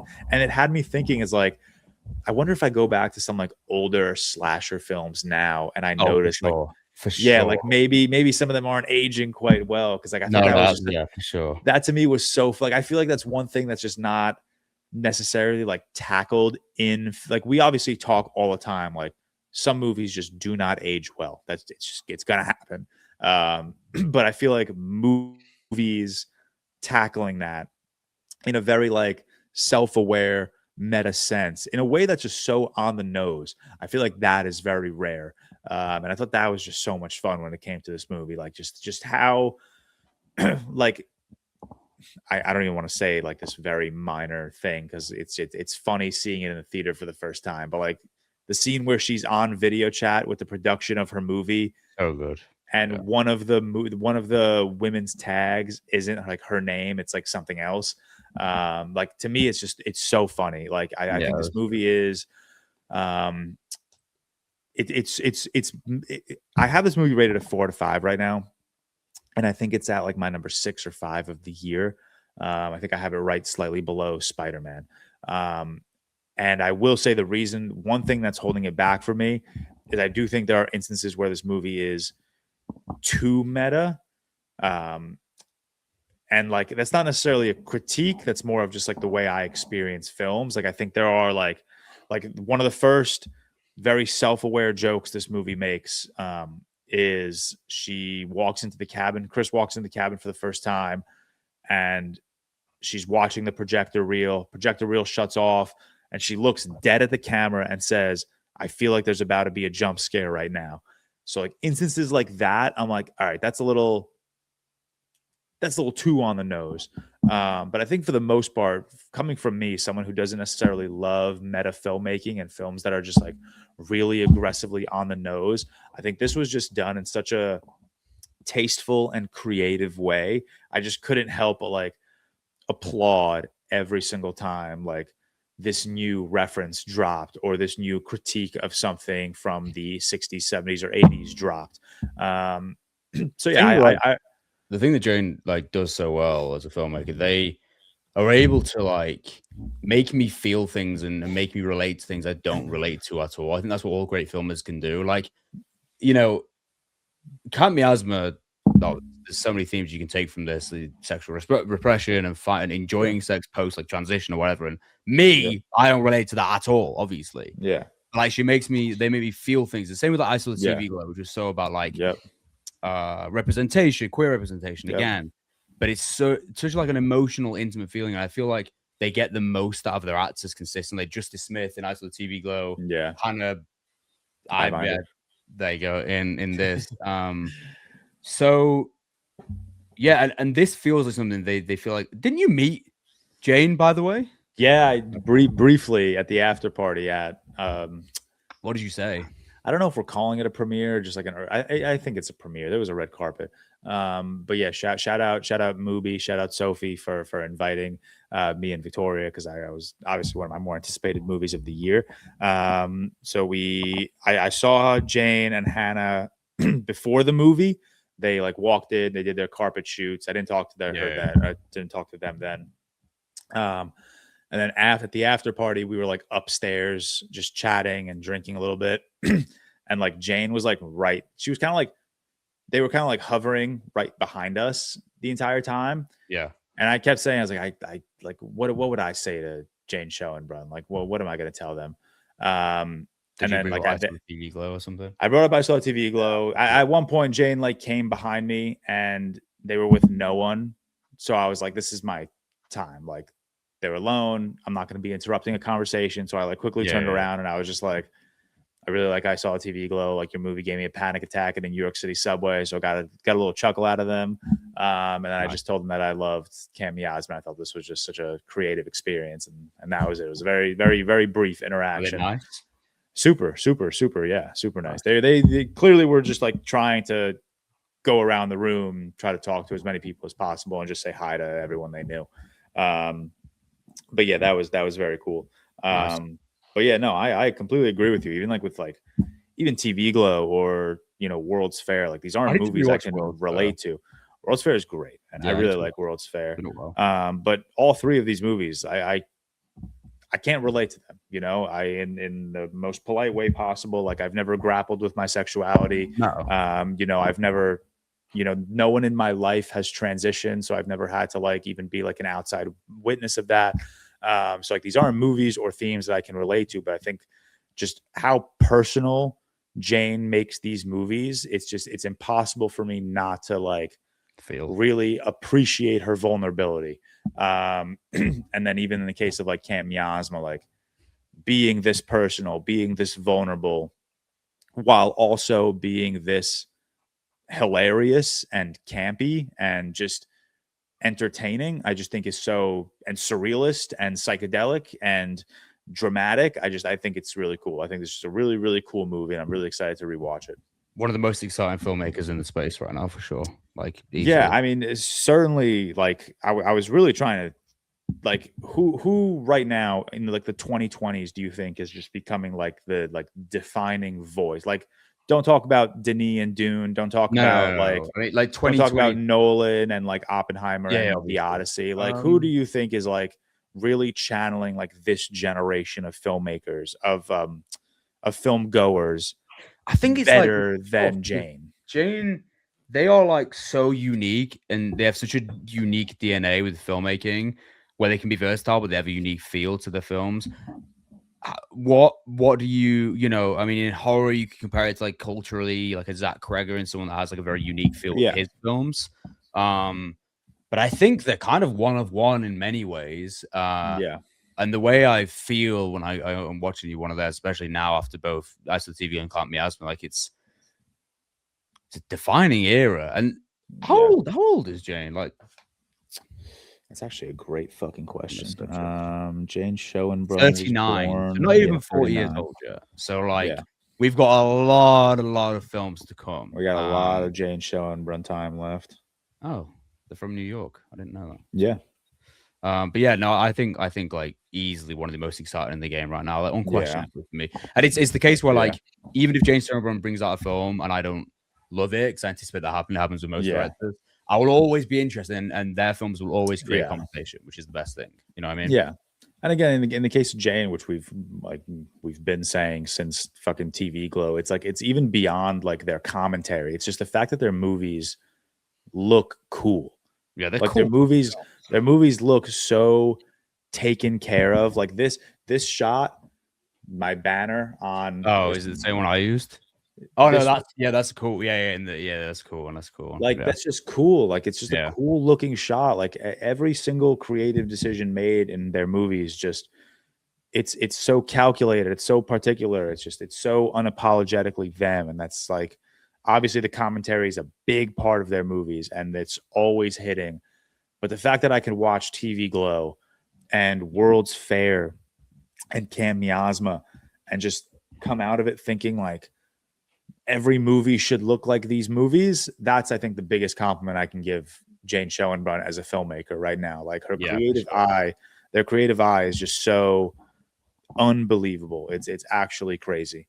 They need to keep working with the same DP. Eric Yu, the cinematographer on this as well, did both Fast TV Glow and Teenage Death. I'm assuming that Jane will stick with him because these films look so good. What else has Eric Yu done? Nothing that I've seen. Literally nothing. Yeah, nothing that I've seen. I've only seen the two. Very interesting. All right. Well, shout out Eric Yu. Yeah, also, shout out. I'm curious. No. What? I was looking at the casting director to see if the casting director also worked on TV Glow, but they did not. But that would have been cool because like, dude, Hannah Eyebinder, man, is so sexy. She is Actually crazy. And Gillian Anderson, when they were walking around covered in blood at the end of the movie, I was like, bro, it's this crazy. is so fucking. Oh my god, the backdrops in those moments as well, man. It's the painted backdrops. How many fucking filmmakers do you know ripping painted backdrops right now, dude? Like it's just impossible. Snow and shit. God. And I said this after I recently watched Lady Snowblood, maybe like a couple months ago. Before I went to Japan, actually, because I wanted to like check off like an iconic Japanese film. Yeah. One like my biggest takeaway was like I love fake blood, like impossibly fake blood, like and lots of it as well. Just the brightest shade of red, like in this movie. And this is in the first 30 seconds of the movie, so it's not a spoiler. But the slasher villain cuts someone's head off, and the blood just skyrockets. It's so 50 feet. It's so Syria, opera, Argento. Oh my god, it's so the reddest of red, sick. The most unrealistic shit. It's the brightest shade of red possible. But so dude, the painted backdrops, I love VHS textures, man. Just so fucking sick. Also, that's not was Hannah Eyebinder. What the fuck is wrong with me with his name? The snack choices in the film, so funny, it up, crazy, so funny, so many. I couldn't tell if that was like product placement or if Jane Schoenbrun just be snacking like that all the time. Just be snacking like that. She just be snacking like that. Maybe it didn't both. It didn't feel like it was like if it was product placement, it was so tasteful. But like, no, it was great. It served the story. So funny. I really liked it. Those moments. Really like at one point, like the camera flashes up to like a light hanging from the ceiling, and the light is like coated in like Sour Patch Kids wrappers. I was like, what the fuck? It's like hilarious. I think this will move up for me on rewatch. I anticipate that highly. It's like I think it's bro. Letterboxd is just not working anymore. Yeah, Letterboxd not working for me right now. It's like 3. I think it's. So I've got Letterboxd just signed me out. Yeah, same. I think it's 3 or 4 for me. It's definitely 3. Oh no, it's one below, or it's around the same as the invite, and one above Spider-Man Brand New Day. So yeah, I think it's 4 for me. Yeah, Letterboxd is not working right now. I think it's 6 for me right now. I think I have The Odyssey, Hail Mary, Nirvana, Spider-Man, Kill Me, Spider-Man, and then Miasma. Kill Me. Kill Me is the Charlie Day movie that premiered at South by Southwest, which is probably going to be a 2027 release. I don't think it's been picked up by a distributor yet, so that'll remove from my ranking. Damn, Letterboxd fucking blows right now. This shit's not even signing me in. Yeah, it's crazy. Tyler said, "Do you want to move Yeah, on?" Tyler like, said to trailers just or whatever? continue. Oh, it's Oh, you. nope. Bang. What timing. Hello, Tyler. But yes, that was Teenage Sex and Death at Camp Miasma. Great movie. Great addition to Jane Schoenbrun's filmography. Tyler, I'm excited for you to watch it. And then maybe we talk, one more time next week or the week after, get into a little bit more spoilery discussions. But let's move on. We're going to do, we are going to do our actress tier list, right? Yes. Okay, sick. All right. The Return. So today, will we get our first S tier? Will we get our first F tier? We'll have to wait and see. But this is where it's stacking up right now. That C- tier is massive. Some feedback we got from the last. So we went to the Discord, and there's people going back in the comments like, how can you rank someone if you've only seen two people? And I was willing to hear people, or only seen two films from them. And I was willing to hear people out. And we went to the Discord, and basically, so if you want to join our Discord, join our Patreon, and be the voice that kind of helps shape our episodes, please do so, because the feedback we got, basically, I put a poll out, we had discussions, and basically the two camps were, if you've only seen two films from them or like can't really rank them, do they just go in the fake cinephile tier? And basically the conversation was, it's just a much more boring episode and much more boring conversation if we just start stacking up this fake cinephile tier. So this is going to be reserved for people who've seen like one film or like no real films of, so two films, like minor film. Yeah, but two films from our collective three of us is like the limit, because I think I agree with what the Discord ended up choosing, where I think if we just had 50 people in fake cinephile, and a lot of those people are like, we've seen 2 or 3 movies from them, but we're like, we don't feel like ranking them. Like, this is such an unserious tier list, and ranking is just for the fun of the podcast. So we're going to rank people that we haven't seen that many movies from, and that's just the way it is, because this is, again, just a silly thing. And if anything, it opens our eyes to like maybe, based on if I've seen a movie, if I've seen an actress, I've seen 3 movies and neither of you have seen any, and then I'm speaking very highly of them, maybe that puts some things in your radar or vice versa. So, yeah, that's what we're going to go with. Letterboxd to be down, man. I need Letterboxd for this shit. Yeah, Letterboxd is down. Just confirmed on. Yeah, it's brutal. I have it up on my computer, but I haven't refreshed since, so we'll see if you might be hour in. But let's go ahead and get into it. So we are going to rank everyone, and the rule is basically collectively amongst us three, if you've only seen one movie, they're going to go in the fake cinephile tier. But if between 3 of us, there's 2 or more, we're putting them on the tier list. So let's go ahead and get into it. First actress we have today is Dakota Johnson. Dakota Johnson, what tier? Am I right in saying, hear me out? I think I know exactly what you're about to say. What are you going to, what? That was not English. I should have What? What was I going to say? Are you going to say, like, you think she has potential, she just hasn't been in a movie with a good script yet? No, I was going to say she's either really good or really bad. Oh, okay. Like, I think, for example, I don't love Lucas Suspiria. I think I like Lucas Suspiria. I don't love it. I think she's great in that. But then what's the other Lucas she's in, Tyler? Bigger Splash. Bigger Splash. Really great in that. But then I watch her in something else. I'm like, okay, I don't know. So I'm like, I think she's like the most.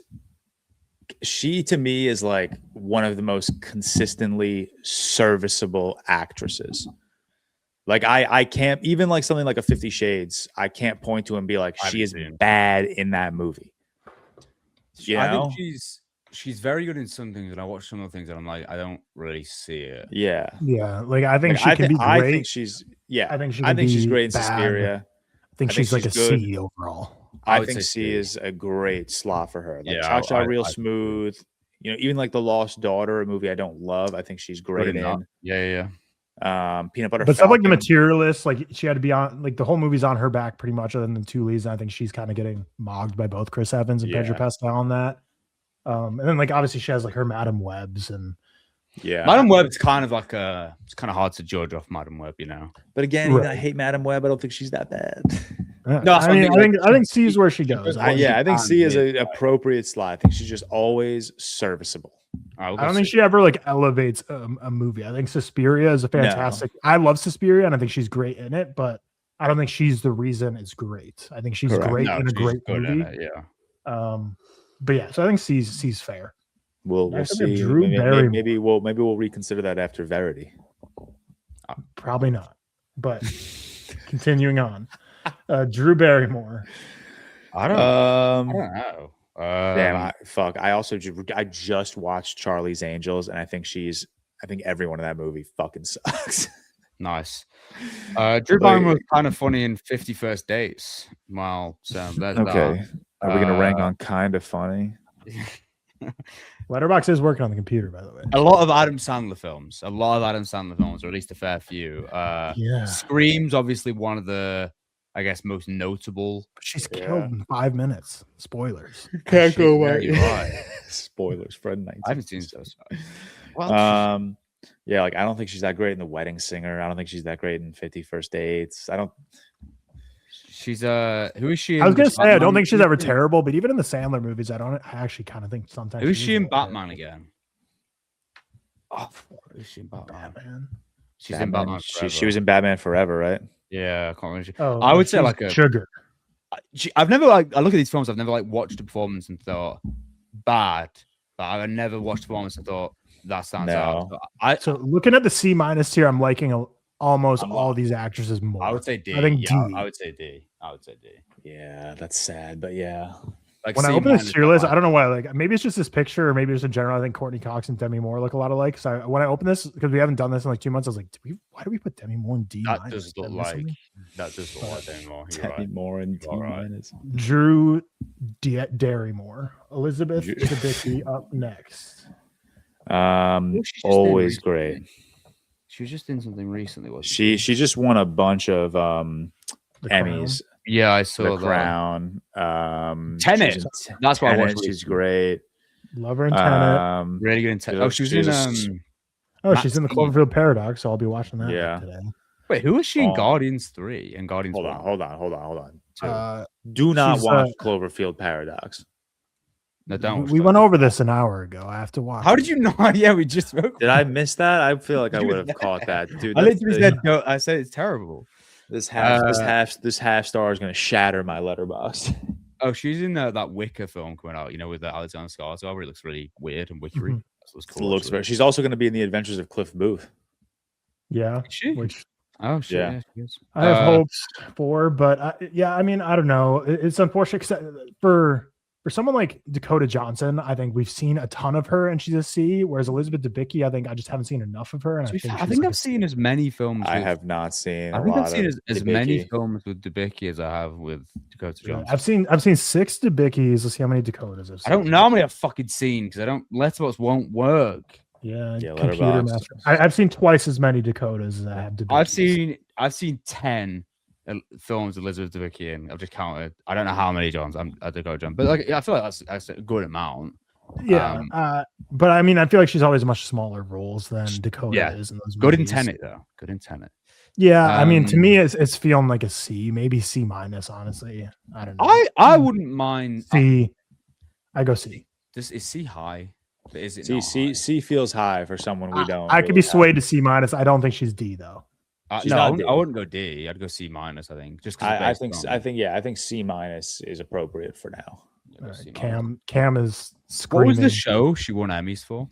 Wait, does Cam love The Crown? Debicki? No, I'm just because it's another C-. Yeah. C- Merchant's back at again. We are. Am I right that it's The Crown? Isn't that the show that it is she The won? Crown? Yes. All right. Next up, we have Elizabeth Olsen. Ooh, that's a tough. I do like Elizabeth Olsen quite a lot. I do like Elizabeth Olsen too. She might be her best to me in Wind River. Wind River, probably. Yeah. Wind River for sure. Not Old Boy, 2013. Great picture. What else do I really like her in? I mean, she's great as Wanda Maximoff. I mean, we just got to get that out there. She is great. She is. Actually, you know what? I haven't liked. She's not really in as many things as I thought. I've seen 11 Olsen films. Did anyone watch Eternity from last year? I didn't see that. No, I have not. I've heard some people really like it. I've heard people really like it. Based on everything I've seen, Callum Turner, and it's probably mid. Do you know what? I don't have much of a take here because I've not really seen. Well, she's really not done that much. No, she's not. She's in a ton of limited series and TV shows. I know because she. Is there any shows that I've seen? Maybe. Isn't Love and Death a TV show? Yeah, Love and Death was a big one with her and Jesse Plemons. WandaVision, obviously. I think C. C is probably where I'm landing as well. I think Wind River is better than anything I like from any other C tier performances, but she's only got. Is that the only? I'm between B- and C. I think leaning C though. I'm leaning C if we're between those two. Yeah, I'll go C. C for Elizabeth Olsen. Next up, we have Elizabeth Taylor, who I've only seen one movie from, and that's Who's Afraid of Virginia Woolf. Hold on. Elizabeth Taylor bag is not deep. Hold on. How do I get this? Ain't even gonna try. So right now we collectively have seen one film from her. So either of you have seen Cleopatra. No, I've seen the Flintstones movie. That's the thing, but she's is that the original Flintstones? She's seventh build in it. She's not one of the Flintstones. She's not one of the Flintstonians. She's Pearl Slaghood. Oh, I've actually seen the Cleopatra that one. But okay, she is Cleopatra. I should have said no. Now we have to rank her. I mean, Who's Afraid of Virginia Woolf for me is a credible performance from her. Like, yeah, go for it.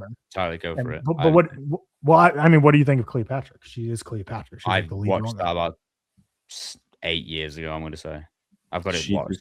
No rating. George, I'm guessing you haven't seen any of these. No, I was asking, dude. She's been married 1, 2, 3, 4, 5, 6, 7 times. Okay, that's kind of based. I can't lie. That's incredible. That's absolutely crazy. That's mad. But yeah, bro, she won 2 Academy Awards for the 2 movies. Yeah. Wait, Butterfield 8, 1960. Can we take the amount of marriages in? And just that's kind of cool, bro. 7 marriages is crazy. That's crazy. She divorced someone in 1957 and then married someone in 1957.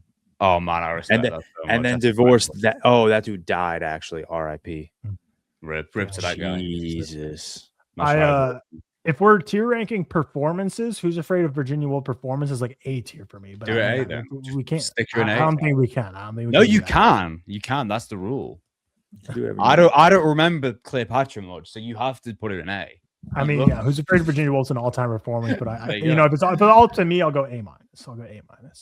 Fine. An all-timer actress, two Oscars. I do need to see Cleopatra, especially if the Denis one keeps getting movement. So I mean, it's natural. I'll be watching it before then. And the Flintstones. Yeah. So I guess I have seen 2 films. I have seen that Flintstones movie a bunch, but again, I've seen 3. Yeah, the Flintstones is not a performance I can remember. But A- for Elizabeth Taylor.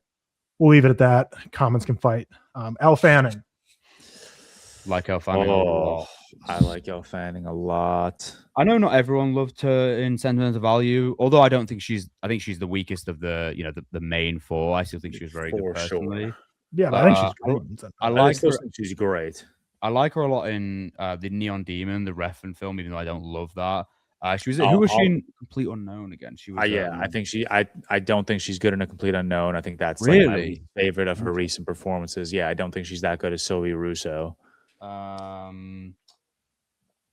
I didn't watch that. Margot's Got Money Problems. Oh, Twixt, Tyler. Yo, Twixt. Yeah, she's in Twixt. Great in Twixt. Yeah. Young Deja. She has a lot. She also, like her sister, who we have Dakota Fanning here in the B-. She has a lot of child performances as well. Like We Bought a Zoo. I do consider Elle Fanning to be like the adult, the more prominent adult. Oh, I think Elle's a better actress than Dakota for sure. Now, Dakota, we have a did anyone watch Badlands? I still haven't watched that. Look cool. Yeah, I saw Badlands. Is she good in Badlands? Yeah, she's serviceable. It's just a fun little action performance. Yeah, it's kind of hard, I guess. I think I'd go B- because the thing is, I think Elle has been a better adult than Dakota, but Dakota was like the child actress. Yeah, so I'll go B-. I really like. I would agree. The Fanning sisters in the B-. I think it's that's cool. Amelia Clark up next. If we're not counting Game of Thrones, stick her in D-. But the thing is, we were using TV. I know. But even if we are, counting Game of Thrones, I still think we throw her in like D. I don't know why. I really like Amelia Clark. Like every interview I said, but as an actor, I've never watched. Even as Daenerys, she gets better in the later seasons, definitely. But early on, when she's younger, I disagree with that. I think as the character evolves and grows, I think she just gets not worse. Okay, she's never bad in Game of Thrones, but like I like her performances in like early Thrones more than like season 6, 7, and 8. good, but she never blows me away. No. Yeah, I think I like her in Early Thrones more too. She's in that weird camp of actresses and actors in general where I'm like, I want to root for you, but you're not giving me anything to root for. No, like I really like her. That's the problem. Yeah. I don't know why. I just like good vibes. But if I'm I going to be think honest, D Solo. Anyone watch the Daenerys. Star Wars Solo. story? She was in. Wasn't she in the Terminator film with Bale? Yes, she was. Yes, Terminator Yeah. Genesis. Genesis. Secret Invasion, George. Did you watch that? Secret. Yeah, she's in Futurama. That's kind of crazy. Yeah, Secret Invasion sucks. I honestly don't remember. Her. And I've seen no, I haven't seen Last Christmas. I have I seen Me Before You? No, I haven't seen. She's in the rom-com animated film, the Roald Dahl film. That's really cool. Yeah, I think we're D. I think we're D. Yeah. Yeah, we have to be D. We have to be. That's tough looks. Oh, Emily Blunt. Emily Blunt. So I've always really liked Emily Blunt, but I've never been huge on her. But I do never think been a blunt head. You've never been. I've been a blunt head, but just not a major blunt head. But I will say, and even if you don't love Disclosure Day, I do think we can all agree she's fantastic. She's great in Disclosure Day. Fantastic. And I think I've always been. Dude, I've always been. I think she's great in The Devil Wears Prada 1 and 2. Edge of Tomorrow. Ripped. She's good in A Quiet Place. She's really good in Quiet Place. Yeah, Sicario, phenomenal. I love Oppenheimer. She's Emily Blunt. Oppenheimer, she's very good. I'm gonna throw out A- for Emily Blunt. I think I'm there too. I think even in bad movies like The Girl on the Train, I think she's great. I think she's great. I think she's proven to be versatile. I think she's proven that she can do comedy. She could do sci-fi. She could do horror. She could do a fucking biopic. She could do action. She's dude Sicario. Did we even mention Sicario yet? Yeah, I did. Holy shit! I would go B, but I don't mind A-. That's fine. I think A-. We got 2 to 1. A- where I'm ripping. She deserves it. Next up, we have Emily Watson. Ooh, I like Emily Watson. I do like. What was she Emily just Watson. in this year? Last year, Hamnet. She was in Hamnet. Hamnet. Last year. Great. She's so good in Punch Drunk Love. You guys see? I recently watched. I didn't like the movie, but I recently watched Equilibrium. I think she's good in Equilibrium. Very serviceable. She's the main actress in Chernobyl. Oh, yes, she's fantastic in Chernobyl. Actually. Yeah. I didn't like. I only watched season 1 and I didn't like it. Doing Prophecy. I don't even know season 2 is out yet. Season 1. Oh, I thought you were going to say season 1 of Chernobyl. I was like, did I just learn today that there's a season 2 of Chernobyl? No. Did you guys watch the Cillian Murphy film, Small Things Like These, the Irish film? I did not. No. I didn't love it. She is fantastic. I look at these performances and I'm like, for me, I've never seen anything where she isn't at least great. I think she's great in everything. I think she's really, really great in everything. Yeah. I think she's a serviceable actress. Serviceable? I'd say she's above serviceable. She's never. I mean, listen, she's never. Would you put her on the same as like Dakota Johnson? Really? I mean, is C our serviceable tier? Is that what we said? But that was the same sentiment for Dakota Johnson. That's what I mean.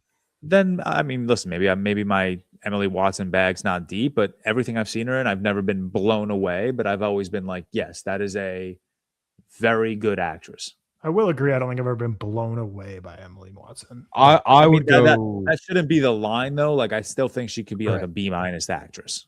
I would go B, but I don't mind if you want to go B-. I think I'm at B-. She's also Tyler. Also, like just side note here.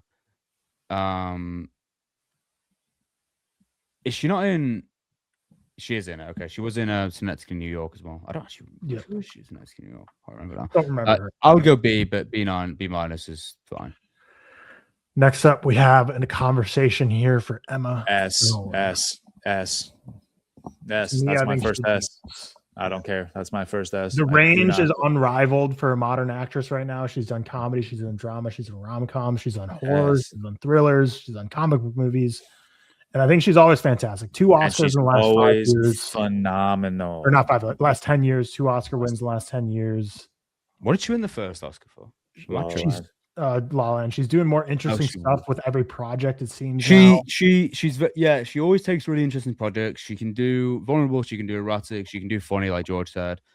I would go.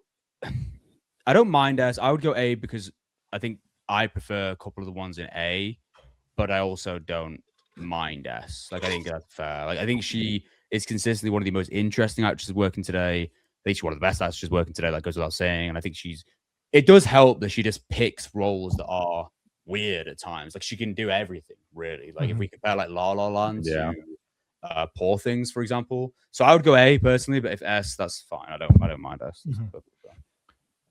Emma Stone, our first S tier in this tier list. We're still looking for our first F. Next up, we have Emma Thompson. Emma Thompson. Well, I can't wait for our first F. I just can't imagine. Like looking at who is at the bottom right now. I don't think any of them will be Fs, but like someone's got to come across. Yeah. She plays Professor Trelawney in Harry Potter. Yes, she does. Which one is that? Order of the Phoenix. Order of the Phoenix. No, Prisoner of Azkaban's like the main one. You know, with the right. Fucking idiot. She's in filmography. I mean, she's one of the famed like British actors, but there's a lot of stuff I haven't seen. Like, I actually haven't seen Pride and Prejudice, which is kind of surprising. Yeah, I'm not gonna lie, my Emma Thompson bag is not deep right now. Just looking through her filmography, like I've seen a lot of these movies. You know, Men in Black 3, Treasure Planet, In the Name of the Father, Beauty and the Beast. I'm just not. I do like her everything I've seen her in, but I think recently she was really fantastic in Good Luck to You, Leo Grand, which is a really big role for her in her current state. She's in the Merowitz stories, you know, the Noah Baumbach one. I really like that film actually. It's a great film. I think I have to Nanny McPhee. Nanny McPhee deserves a shout. Nanny McPhee deserves. She is I don't like Nanny McPhee, but she is undeniable. She's very good. Peak. Do you like Nanny McPhee? I haven't seen it in 20 years. I didn't know you were a McPhee head. That's interesting. I loved it as a kid. I didn't freak me out, man. It scared me, but in the best way. I mean, that's testament to Emma Thompson, really, isn't it? She's in the Sheep Detectives this year, which she's not great in. I would say either B- or C for me, based on what I've seen her in. I'm more comfortable C. Go C. George. I said I'm going to sit out on this input. I don't think I have it just there. C, that's fine. What about Emma Watson? Again, kind of want to root for Emma Watson, but what are we working with? What are we working with, Emma? This is the problem. So we have Little Women, Perks of Being a Wallflower. Perks of Being she's good in Little Women, but she's not in it like a crazy amount. She was in This Is the End. She wasn't the end, really. She was in the Bling Ring. Sophia do we like her in which Harry Potter performance do we think is the best one? Hallows Part 1. I was gonna say Azkaban. I feel like Azkaban, the whole third act is like it really kind of follows her. Yeah. Like she's the one time traveling. Harry's just there. And she was like, what, 15 Azkaban? Yeah. I think unlike like Emilia Clarke as Daenerys, I think Emma Watson really grew into that role. And I think she was fantastic in Chamber Secrets and Philosopher's Stone, and just as fantastic in Deathly Hallows. Here's what I'll say about Emma Watson as well. She's so much better than both Rupert Grint and Daniel Radcliffe as a kid in the Harry Potter films, in the early ones. Yeah, she is so much running better. Circles around them. But I mean, even the stuff outside of Potter, I think she's great in Perks of Being a Wallflower. She's a good actress. I just don't have like I don't like the Bling Ring, but I do think she's put it. I think everyone. I don't think it's a great movie either. But no, there's just not a lot on a great performance.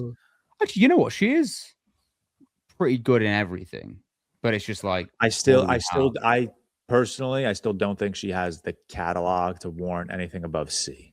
I was gonna say C- anyway. To be honest, yeah, I was in the B's territory, so I'm going to go C then. If you're going to, guys, the conversation C between C-, the problem is if I look at like Demi Moore, if I look at Elizabeth Olsen, do I think Emma Watson is better than them? What can I base it off is the question. But also Elizabeth Olsen's like been fucking nothing too. George, you take the final vote. C- or C, I don't mind. Well, let's go. If Tyler's B-, I'm C. Seth is C-. Let's go C. Let's just stick it right in the middle. I feel like this will be the first one Cam's gonna say we're crazy for. I feel like for some reason he would be like, she should be A. I'm gonna text Cam right now. Where Cam? Cam, where would you tier? Where would you tier? All right. Now an actress that Seth makes a couple TikTok videos on, Eva Green, someone who hasn't been. Let me give you a quick take about Eva Green, Tyler. Quick take. Yes. Her filmography is so shit, right? It's full of like Burton nonsense. She was in like the 300 sequel, but I need to stand by this. She is so fucking good in everything she's in. She's always the best part of like, what was the Miss Peregrine's Home for Peculiar Children, Dark Shadows, like loads of the modern day Burton ones. They're shit, but she's great in them. I think she's like fantastic in everything, but her filmography is just shit. So it would lead you to believe she's not as good as she is. I would have her quite high, not high, but I would have her in B or B minus. However, what have you guys seen? I'm seeing a bad filmography. It is a bad filmography. I'm telling you, she's really good in every single one. Yeah. I mean, I've seen Casino Royale. Yeah, we'll give her Casino Royale. We'll definitely give her Casino Royale. What else have I been seeing? I'm seeing a D here. That's what I'm saying. Bro, I'm so George. You have to allow me to be so. No, my Eva Green bag is not deep. I've seen so many of the films. I've been saying this take since like 2022. I need this one. I will let you tier this. She's her filmography so bad, but she is good. I haven't seen The Dreamers, which is probably like her like biggest. Yeah, that's the biggest one for sure. Role. I'm at like C. Heaven. Oh, let me have B or B minus. B is way too high. Yeah. You know, yeah, but you said you haven't seen her in much. Yeah, but what are you saying? Because you've seen her in Dark Shadows, that's going to move her from C to B? No. Dark Shadows, Miss Peculiar Children, whatever it's called, Kingdom of Heaven, The Dreamers, 300 sequel. Again, terrible film. I'm telling you, Tyler, give me B minus. Let me get B minus. Let's see. I think that's fair because if we're going all right, my first line of my 300 review is Eva Green is absolutely incredible and commands entirety of your attention. I'm telling you, that's her whole career. That's so funny. I'll give you B minus. I'm telling you, minus. Just give me B minus. I'll give you B minus. Thank you. Good job. Eva Mendes. Eva. Ooh. She hasn't done a whole lot lately. No, but she does Ryan have Gosling doesn't want to be home with kids. Pre-Ryan Gosling, she has a large filmography. She was incredible in Place Beyond the Pines. She's Trading Day. She's thinking Ghost Rider, shout out. Will Smith movie Hitch. Oh, Place Beyond the Pines. She was Ryan Gosling. Good in it. Like the other guys, Sheila. Good night, Sheila. Have a good night, Sheila. She actually has a bet. She was in a Bad Lieutenant, which is the Werner Herzog film. She has a better filmography than I actually thought she did, to be honest, looking at it now. Yeah, dude. F9 and Night at the Roxbury are sick. Yeah, you know what? Someone throw out a first. There's some good ass films here, man. I'm seeing a D for now. That's a D. That's low. Trading Day, Place Beyond the Pines. No, George, it's high. I want an F. What are you talking about, dude? Bro, I would have said B minus / C. I'd say C at the lowest. C? Bro, like she's good in all of these films. I'm seeing one standout performance, and that's in The Place Beyond the Pines. Trading Day, she's great. Like really, really good in Trading Day. Come on, man. Bad Lieutenant, she's really, really good. I would say I'll take C. Looking at some of the C minuses, I'm like, okay. I think she's better than all the C minuses, if I'm honest. I disagree with that. Which one? Name names. I'm not putting her above Alana Haim at this point. I'll get the fuck out of it. I'm definitely not putting her above Angelina Jolie. Didn't you say Alana Haim was bad and you were complaining about her at C minus? I'm not saying Alana Haim is bad. No, but you were complaining about C minus. Whatever. I'm not putting her above Charlize Theron. Maybe I'll give you that one. I can't, bro. Oh my God, Daisy Ridley's gonna be my Anthony Mackie on this tier list. I cannot believe she's in C minus tier. No, I think Eva Mendes is your Anthony Mackie, George. I cannot believe she's in the C minus tier. I can do C minus for Eva Mendes. I would go C. I think we'll blame Ryan Gosling for her not being higher. All right, go C minus. I'll get yelled at. Maybe. We'll see what the comments say. I hope the comments rally behind me. What, that she should be lower? That she should be lower. Actually, we have. Is that Liv Tyler? Yeah. No, that's. Oh, Angelina Lilly. Yeah. Star of. Are we going to include Lost here? Because if we're including Lost, it's part of the conversation. Yeah, that rips her up at least a tier for me because she's really, really fucking good. But looking at the films is rough. Yeah, looking at the films is tough. She was in the Hobbit trilogy, which she's not very good in. She's fantastic in Lost, but the thing is, I think we're using TV shows like helped sway tears. But I mean, if it's only TV, then I think it's like how central is Lost she? because I How think central she's is like she the in second Lost? main character in Lost. Well, does that? I mean, I've only seen one season of Lost. Does that not carry her a bit more than if she's that good in one of the main characters? Yeah, Do you know what I mean? but I mean we- okay, I'll just say Evangeline Lilly. I'm staring at a D right now. I'm also, if you take out Lost, I'm staring at a D too. Take Does out that Lost, we're lower than D for me. I'm like D minus, not F, but D minus is pretty firm. She's been in one good film. That's my. Should that's my we add a opinion. TV is not real? What film is that? Hurt Locker? No, oh, actually, sorry, 2. Yeah, she's in Hurt Locker 2. White I like the Chicks, first you of say? it. I like the first of it. First Hobbit. Yeah, I mean, like, what the fuck do I say? I've only seen one season of The Lost, so I'm D minus right now. So I mean, we have Amelia Clarke in D, who is Game of Thrones. But I mean, we didn't. I think she's pretty great in Game of Thrones, but I think is she great in Lost? D. Based I on think memory. she's pretty great in Lost. Okay, but so I like feel like she Amelia has- Clarke Daenerys level in Lost, so I think D. Okay. Yeah. George, you give a D. I'm fine with D. Yeah, absolutely. All right. Next up, we have Felicity Jones.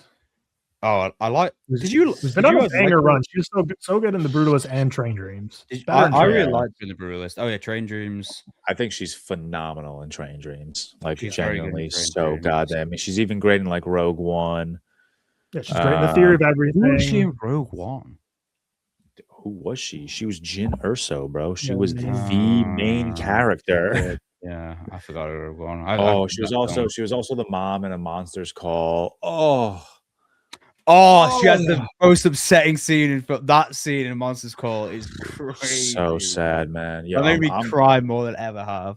She might have to go A for that scene alone. I forgot. Yeah. She was there. That's crazy. I'm looking at B minus right now, or even B. Do you know what? She is very good. I don't want to let recency bias take over because I do think pre Rogue One she doesn't have the greatest filmography, but post Rogue One I'm going B minus. I think that's fair. I'd go B minus. Yeah, I'm cool. B minus. She's very good. Florence Pugh. Florence Pugh. One of my favorite performances in Oppenheimer. I think she's absolutely unbelievable. She carried "Don't Worry, Darling" on her back. She carries the vast majority of Midsummer for me. I think she's phenomenal. Yeah. We live. I've never loved her in Little Women. Women, but I think that's partially the Love her. cast. Yeah, that's the aging. Yeah, I mean, We Live in Time. I don't love, but I think she's great in it. She's great. Yeah, she's great in everything. Voice acting and Puss in Boots: The Last Wish. Absolutely gas. Am I forgetting any major performances here? Probably am. She's like Spider-Man: Brand New Day. She was. I'm kidding. I think she's a weird actress to me. Where I feel like the floor for me is a B, but I think the ceiling's like also a B for me. I was gonna go A. I was gonna go A. I was gonna go A. I think right now B is a very comfortable spot for her. For me, I would put her a bit higher. I'm looking dead at Anne Hathaway and Emily Blunt right now, and I don't think I would put Florence Pugh on their level just yet. Really, not on Hathaway. Not yet. For me, I would go A minus. I think she's like that level for sure. Yeah. Tyler, she's a B for me. Interesting. George, what did you say? B. I said B. Okay. Frances McDormand. Let's have a conversation about the 3-time Oscar winner right now. I mean, great in everything she's in. That's just the fact. Like, even if you don't like Nomadland or like I hate she's great. I'm gonna throw it out there. She's an S tier actress for me personally. I don't know if I've actually I have 13 films. Nomadland, I think the movie's fine. I think she is phenomenal. Fargo, I think she is phenomenal. 3 Billboards, she is phenomenal. Almost Famous, I think she should have won Best Supporting Actress that year. Burn After Reading, I think she is so good. Even The Tragedy of Macbeth, which like a movie I didn't love, I think she and Denzel are really, really great. French Dispatch, I think she is so brilliant. Here's what I'll say, George. Sam Raimi's Darkman, I think she's proven she could do a fun comic book movie as well. How passionate are you about this, George? That's my question. I'm not crazy passionate about it, because I would say A, but if you're passionate, I will give it you. I've seen I don't know how many. I've seen a lot. To be fair, Yeah, I mean, Letterboxd being down right now sucks. 1, 2, 3, 4, 5, 6, 7, 8. I'm not going to count the Madagascar. She is obviously great in everything. 10, she 11, like, Isle of Dogs, 12, 13, Transformers. She doesn't have any performances that I would consider like an all-time favorite of mine, but she's great in everything. Yeah, I I've seen her go 13 A, films. I I've think. put 7 of these performances on like a best of list. All right, Tali, we got A, S. What are you saying? Yeah, she's tough for me. I'm trying to like remove bias because I think she's always fantastic, but I dislike a lot of the movies she's in. But she's never bad in them. And I'm about to see Fargo tonight again, which I always think she's great in. I love that movie. She's great. She's so funny. Again, I think she's great in Nomadland 3 Fargo. those movies. I really don't like Nomadland. Primal Fear, she's good in. It's a great movie. French Dispatch, I don't care for. I don't know. I'm leaning more A. I'm fine with A. I'm not passionate about it. Like, yes, I think she would be on my personal tier list S, but I'm totally cool with A. Fine, let's go. You want to talk about a conversation, though? You want to talk about a conversation, George? Coming up, I didn't see. You want to talk about conversation? Yeah. Gal Gadot. Oh God. F. There we go. I think we got the F. That's it. We got the F. Yeah, of course we do. Of course we do. Do we? I mean, hold on. Let me pull up the bag right now. Listen, I'm not going to sit here and being a Gal Gadot defender, but do we? She's good in Wonder Woman 1. Yes, is she good? But she is. I think she's good. Terrible in Wonder Woman 1984. She's terrible. Flash, she's and everything else. Red on her Notice, The Death on the Nile. She's so unbelievable. God, like she gives. I would give her performance in Wonder Woman, the first one. If I was tiering that performance, I would give B- a C. But every other performance, I would give like below F. Lower than she's F. so bad at it, like distractingly bad at everything. She has several worse performances than every single person on this list by a mile. Yeah, by a mile. Just abysmal slop. Red Notice, horrible. Heart of Sorry, Stone, horrible. These are all like every year she kind of every year she ends up on the ReelTok like worst picture nominees, and I don't know if she's had something come out this year yet, but if she does, it might end up there. Has she had anything about it? They make her actually she does have a movie coming out this year called like The Runner or something, and the poster looks like the most fake. Oh yeah, I'm literally just on that right now. Yeah, I think she will be another nominee this year. So George, you can listen. I think it's I'm fine with that. I think that's a funny first half. I think that's a hilarious first half. Okay, who got next? We have now officially added to every single tier. We will To do every single tier. two more actresses in this episode is what we're going to do. We got Gina Davis up next. 2 more actresses. We really just threw Gal Gadot in the F tier. That's so fucking funny. I've only seen 2 movies, and that's Beetlejuice and Thelma and Louise. But you don't fuck with The Fly, Tali. You should watch The Fly, man. The Fly is so good. I mean, I love Thelma and Louise. I think Susan Sarandon's slightly the better performers, but I think they're the main 2. Like her, she is Thelma and Louise, and I love that movie. And I think it's great performance. Beetlejuice, I don't remember her in as Barbara. Which is the number 2 build. So I guess the Fly for me is like easily her best performance on memory, like easily from what I'm looking at here. Beetlejuice, who is she in Beetlejuice again? I'm trying to remember. She's Barbara. Yeah, she's like Beetlejuice, one of the central characters as well. You know, Thelma and Louise, I've actually never seen it, weirdly enough. It's so good. You got to tap in. I know. One of my mom's favorite films. She loves it. Stuart Little, she's incredible. Stuart Little. Worth mentioning, she is a Olympian semi-finalist for the archery team.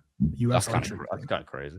I actually don't have much here. The Fly, she's like really great in. Beetlejuice, I think she's good if I'm on memory. Thelma and Louise, obviously Tyler, you can say a piece of that. I haven't seen it. So if I'm basing it, I'm going B- just because of what I've seen. I think I'm good with B-. I would maybe even slightly go B, but I'll go B-. Yeah, go B-. Yeah, B-. And we'll do the last one of this episode is going to be Gemma Chan. I mean, outside of Crazy Rich Asians and Eternals, what else has she been in? Don't Worry, Darling. I've seen 8. I did not think I would see 8 movies. She had quite a big role. She was in The Creator too. Oh, she was in The Creator. Yeah, she was in The Creator. Eternals, Fantastic Beasts. Never watched her and got massive. I mean, vibe. this Never is- moved me. Never moved me. She never moved me, scre- but I've- screaming a D tier right here. Yeah, she's never. Is she moved the me, one but who, I've never spoiler alert, hated her. kills herself and Don't Worry, Darling? She one who like jumps off the roof. Is that her character in that? Or is that someone Here, else? I don't I ask me can't to remember. I remember. actually Don't can't worry, remember. darling, man. I don't remember that film at all. The perfect one to end it on because now the letterbox desktop is starting to crash on me. But nothing in Gemma Chan's filmography. I've never watched anything and been like, yeah, that's a will say role I need to she's see in more of. she's in a sitcom called Fresh Meat, UK sitcom that she's really funny in. So I'll give her that. I've never hated her, but I've never I'd say D is like Yeah, I think D is a good placement for her with the utmost respect. Oh, Gillian I'll do for a Anderson on tier next list time. today. Yeah, next you can take a peek at who are coming up next and see if you think any of these could be another conversation for S or F. But here's where we're at now. We added no one new to the fake cinephiles tier, which is good. I think, when we came into this, I think it's starting to fill out more. Like the C- it's still egregious, but starting to look less egregious. I feel like as these episodes go, we're starting to build out the rest of the tiers now. We're starting to get that bell curve shaping. I think the C's got to grow a bit, but I like how this is shaping up right now. So we got our first S. We added one more to A, couple to A minus. We got our first F. Let us know what the craziest take of this episode is, but that'll do for the tier list portion. So I'll kick it back over to George. I really hope someone comments like, "No way, Gal Gadot is an F tier actress." Like, I wonder if anyone like actually Does she have is gonna shooters? like, yeah, does Oh, yeah does Gal Gadot have like elite defenders that we are just unaware of? We will move on. We got some movie news. We got a couple of things to discuss. First and foremost, Mr. Robert Pattinson, bro. Holy shit. Fucking turn me on, Chris Hansen. I'm assuming you're talking Prime time trailer.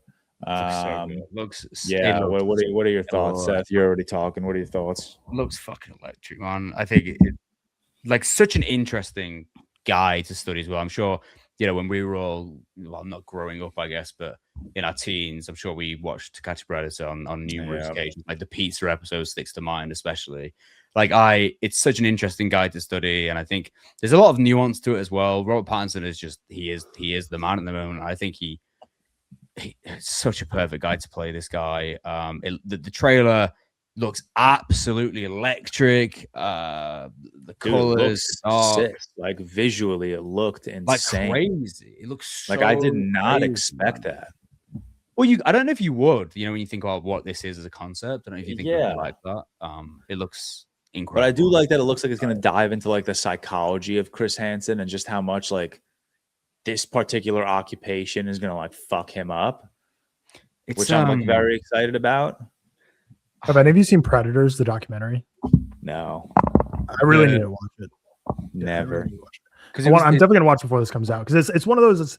This movie is going to generate a conversation for sure, and it's one that is going to be interesting that I haven't really dove into with Predators documentary, but because basically it's like vigilante justice. Chris Hansen being this guy who's prioritizing entertainment and fame over making entertainment on it. But then again, it's like it's to me. I mean, again, unless I learned something otherwise, to me this seems like it's still a very net positive thing. So it's like it's an interesting conversation because obviously they did catch and arrest a lot of predators. Did he have the right motivations in mind for doing so? Maybe, maybe not.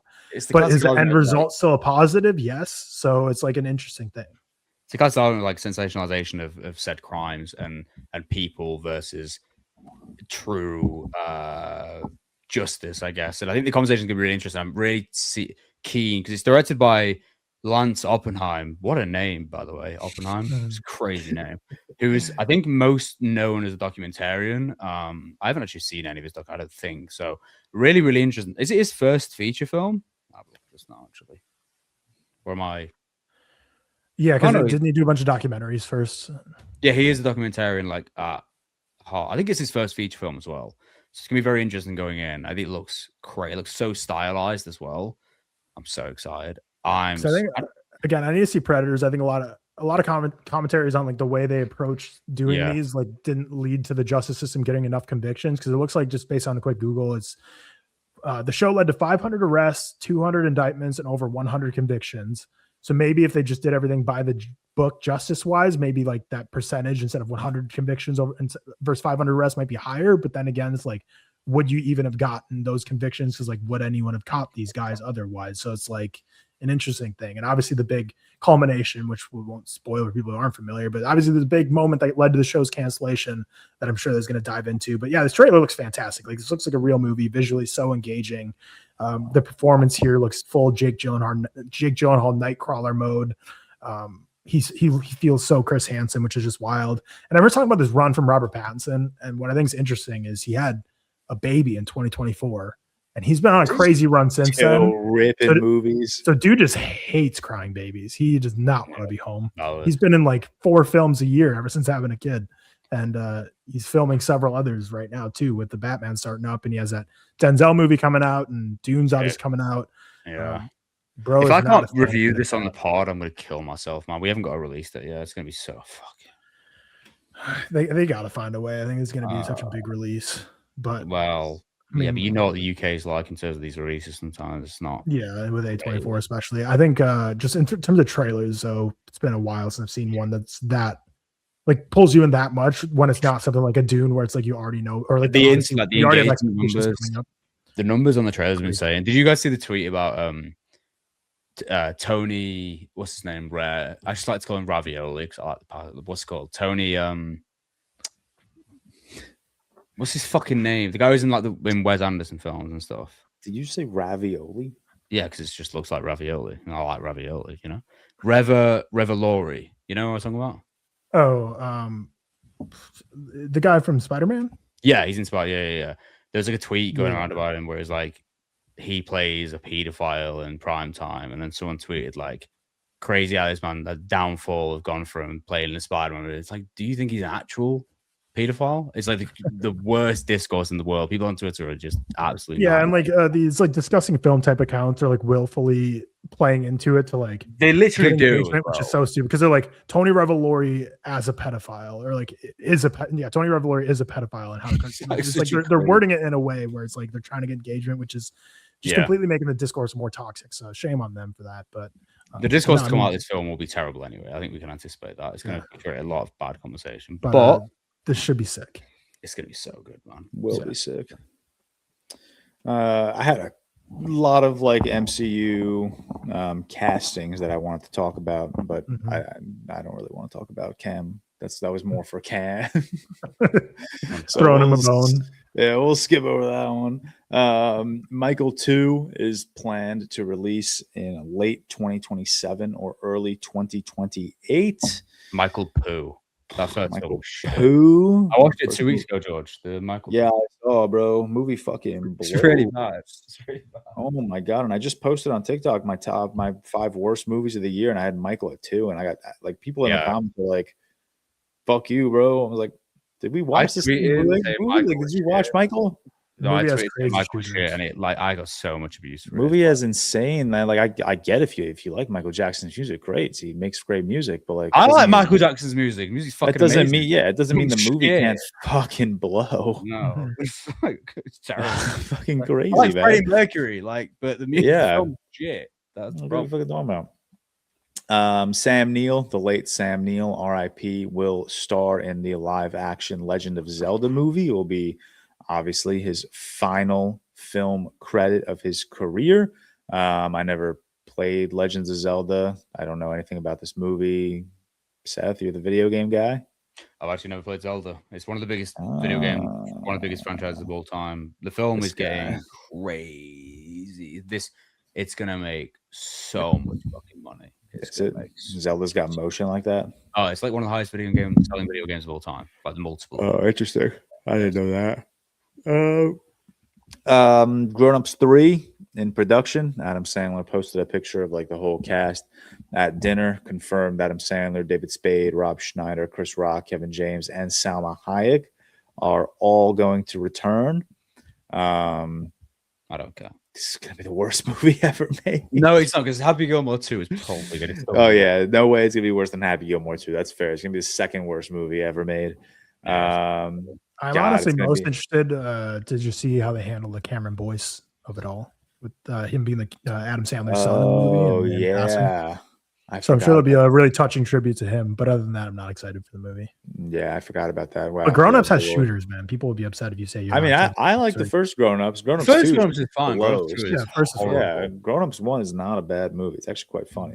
Grown Ups 2 sucks. Terrible. Adam Sandler's comedy career post 2020 has been not good.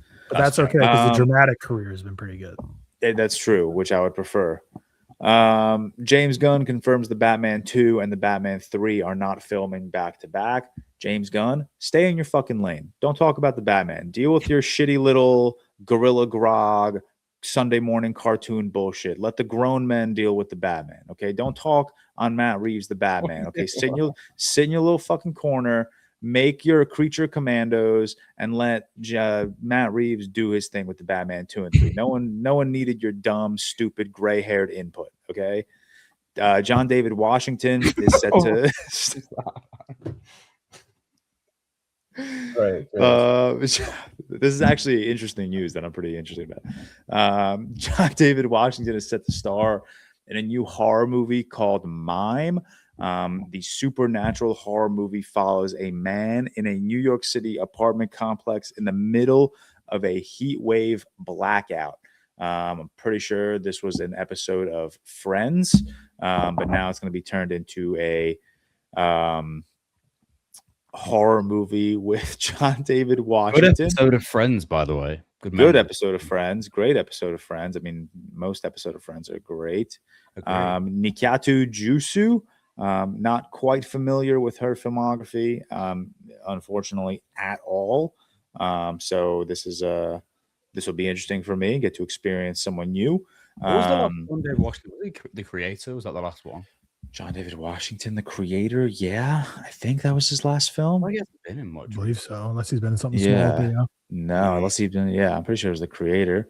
We got a new teaser for David O. Russell's Madden, starring Nick Cage and John Madden.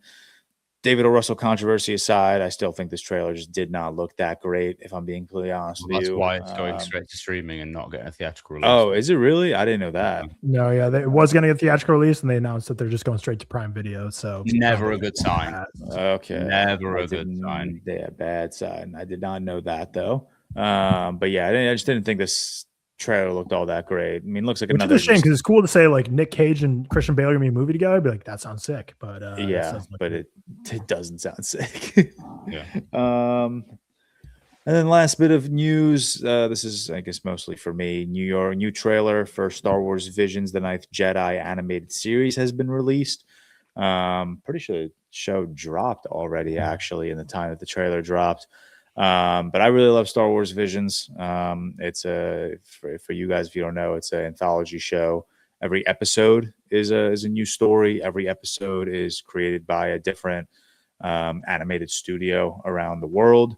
Very, very cool. It's just a very cool Star Wars dive into anime, Japanese anime, American animated. Really cool stories that are not canon to the Star Wars universe, but they are just some of the best stories that you will see out of Star Wars. And the Ninth Jedi itself was an episode, probably one of the more highly received episodes, definitely one of my favorite episodes of the show. And now they're turning it into a full anime series, which I'm very excited about. So yeah, really, really excited for more anime Star Wars content. Because I think that's like right now, honestly, when Star Wars is just at its best. Update from Cam, Emma Watson, probably like B tier. B? What did we put her on? C minus? C. Yeah, okay. So he shouldn't be. No, but he should have at least said B minus. No, he said maybe like B. I mean, this guy said Kristen Milioti's S, so we'll cut him slack. That is true. Kristen Milioti is close to S. She's so good. Wait till you watch Buddy. I haven't seen it, but I just know she's putting on some all-time shit. All right, well, that'll wrap up ReelTok episode 205. As always, shout out to our executive producers, Cole Beaver, Sam George, Dylan Flanders, Stefan Johnson, Ollie Powell. Like I said at the beginning of this episode, it's just been a great couple of weeks of views, of comments, of shares, of engagement. We got our merch store. Tyler, shout out Tyler for updating our merch store, getting that back up and running. We've already had a lot of orders, so that's just always nice to see the support. And then even like support wise, I wanted to say this after, the week of the Odyssey. 2026, I feel like it's been like a big year for like me personally with the podcast. I've had a lot of people come up to me just praising the podcast more than I have in like previous years. Even when we like Tyler and I were at South by Southwest, we had a lot of people come up to us just saying how much they love the pod, and like shit like that just like really warms my heart. So it's I know rare that someone comes up to me and doesn't say they like the pod now, which is great. Yeah, it's more when people come up to me, it's more I love the pod and not I love your content now, which is like a place that I really like to be in. Like, obviously I love when people say they love my content, but when people just praise the podcast as well, that makes me feel really good. And when, I don't know if I texted you guys, like when I saw the Odyssey at Lincoln Square Thursday, Friday, Saturday, I think each day 4 to 5 different people came up to me and just said like, love the pod, love what you're doing. And it's just really, really awesome, really wholesome to see like how, like we said, we're not the biggest pod out there, but, I feel like we've been putting in the work a lot in the last couple of years, and we've built a nice community around them. So to have that validated when people come up to us in public is just awesome. So if you see any of us in public, don't be shy. I know Cam gets social anxiety, but go up to him, say you love him, make him feel awkward, make him get red. But I love it. I personally love it. I love when people come up to me and praise the pod. It just makes me remember how much, great work we're doing here. Wednesday. That being said, like just echo on that, like keep helping the pod grow too on Spotify. Like Spotify analytics always roast me every time I upload a pod because it gives me a notification. It's like based on your amount of listeners, you should have like some crazy percentage more followers on Spotify. So if you're listening to this, it's just easy. Just go on the profile of ReelTok Podcast and just tap follow the pod, and then rate us 5 stars. I want to see us. I think we're at 2,000 ratings now. I want to see that 2.1K. But yeah, just follow the pod. It's easy to do. I don't think it really changes much. Just like subscribing on YouTube doesn't change a whole lot. You can still find us the same way. But yeah, following us helps us. We want to keep climbing those ranks. We're in the top 50 for the UK. Let's get in the top 50 for the US. Yeah, let's do it. Let's get top 1 in the US, man. Let's get top 1 in the world. Sure. But yeah, that'll wrap up ReelTok 205. We will see you all on Wednesday. We're going to play a fun little game. I think we're pinning Seth and I head to head in a little guess the movie by the frame game. Friday Q&A episode. No, we should Q&A. Yeah, I mean, we don't have anything else to do, and we were like behind on July, so might as well get it. Okay. Oh yeah, you're right. Yeah, we already have all the questions, so. Okay, hell yeah. So we'll rip our Q&A episode on Friday, and then Saturday for all of our patrons, we're going to be reviewing Matt Johnson's Blackberry. Obviously, Matt Johnson coming out with Tony right now, so good to watch a couple of his previous films. He's also having a pretty massive year right now because technically Nirvana, the band, the show, the movie is a 2026 release as well, even though it premiered in 2025. So I know a lot of people with 2 Matt Johnson films in their top 10 right now, which is really awesome to see. So if you want to hear our thoughts, our full in-depth thoughts on Blackberry, check out our Patreon. All of the links in the bio below. We did a nice review of Oh Brother, Where Art Thou? Another adaptation of the Odyssey last week. So that's available now. That'll wrap us up. We will see everyone on Wednesday. Peace out. Peace.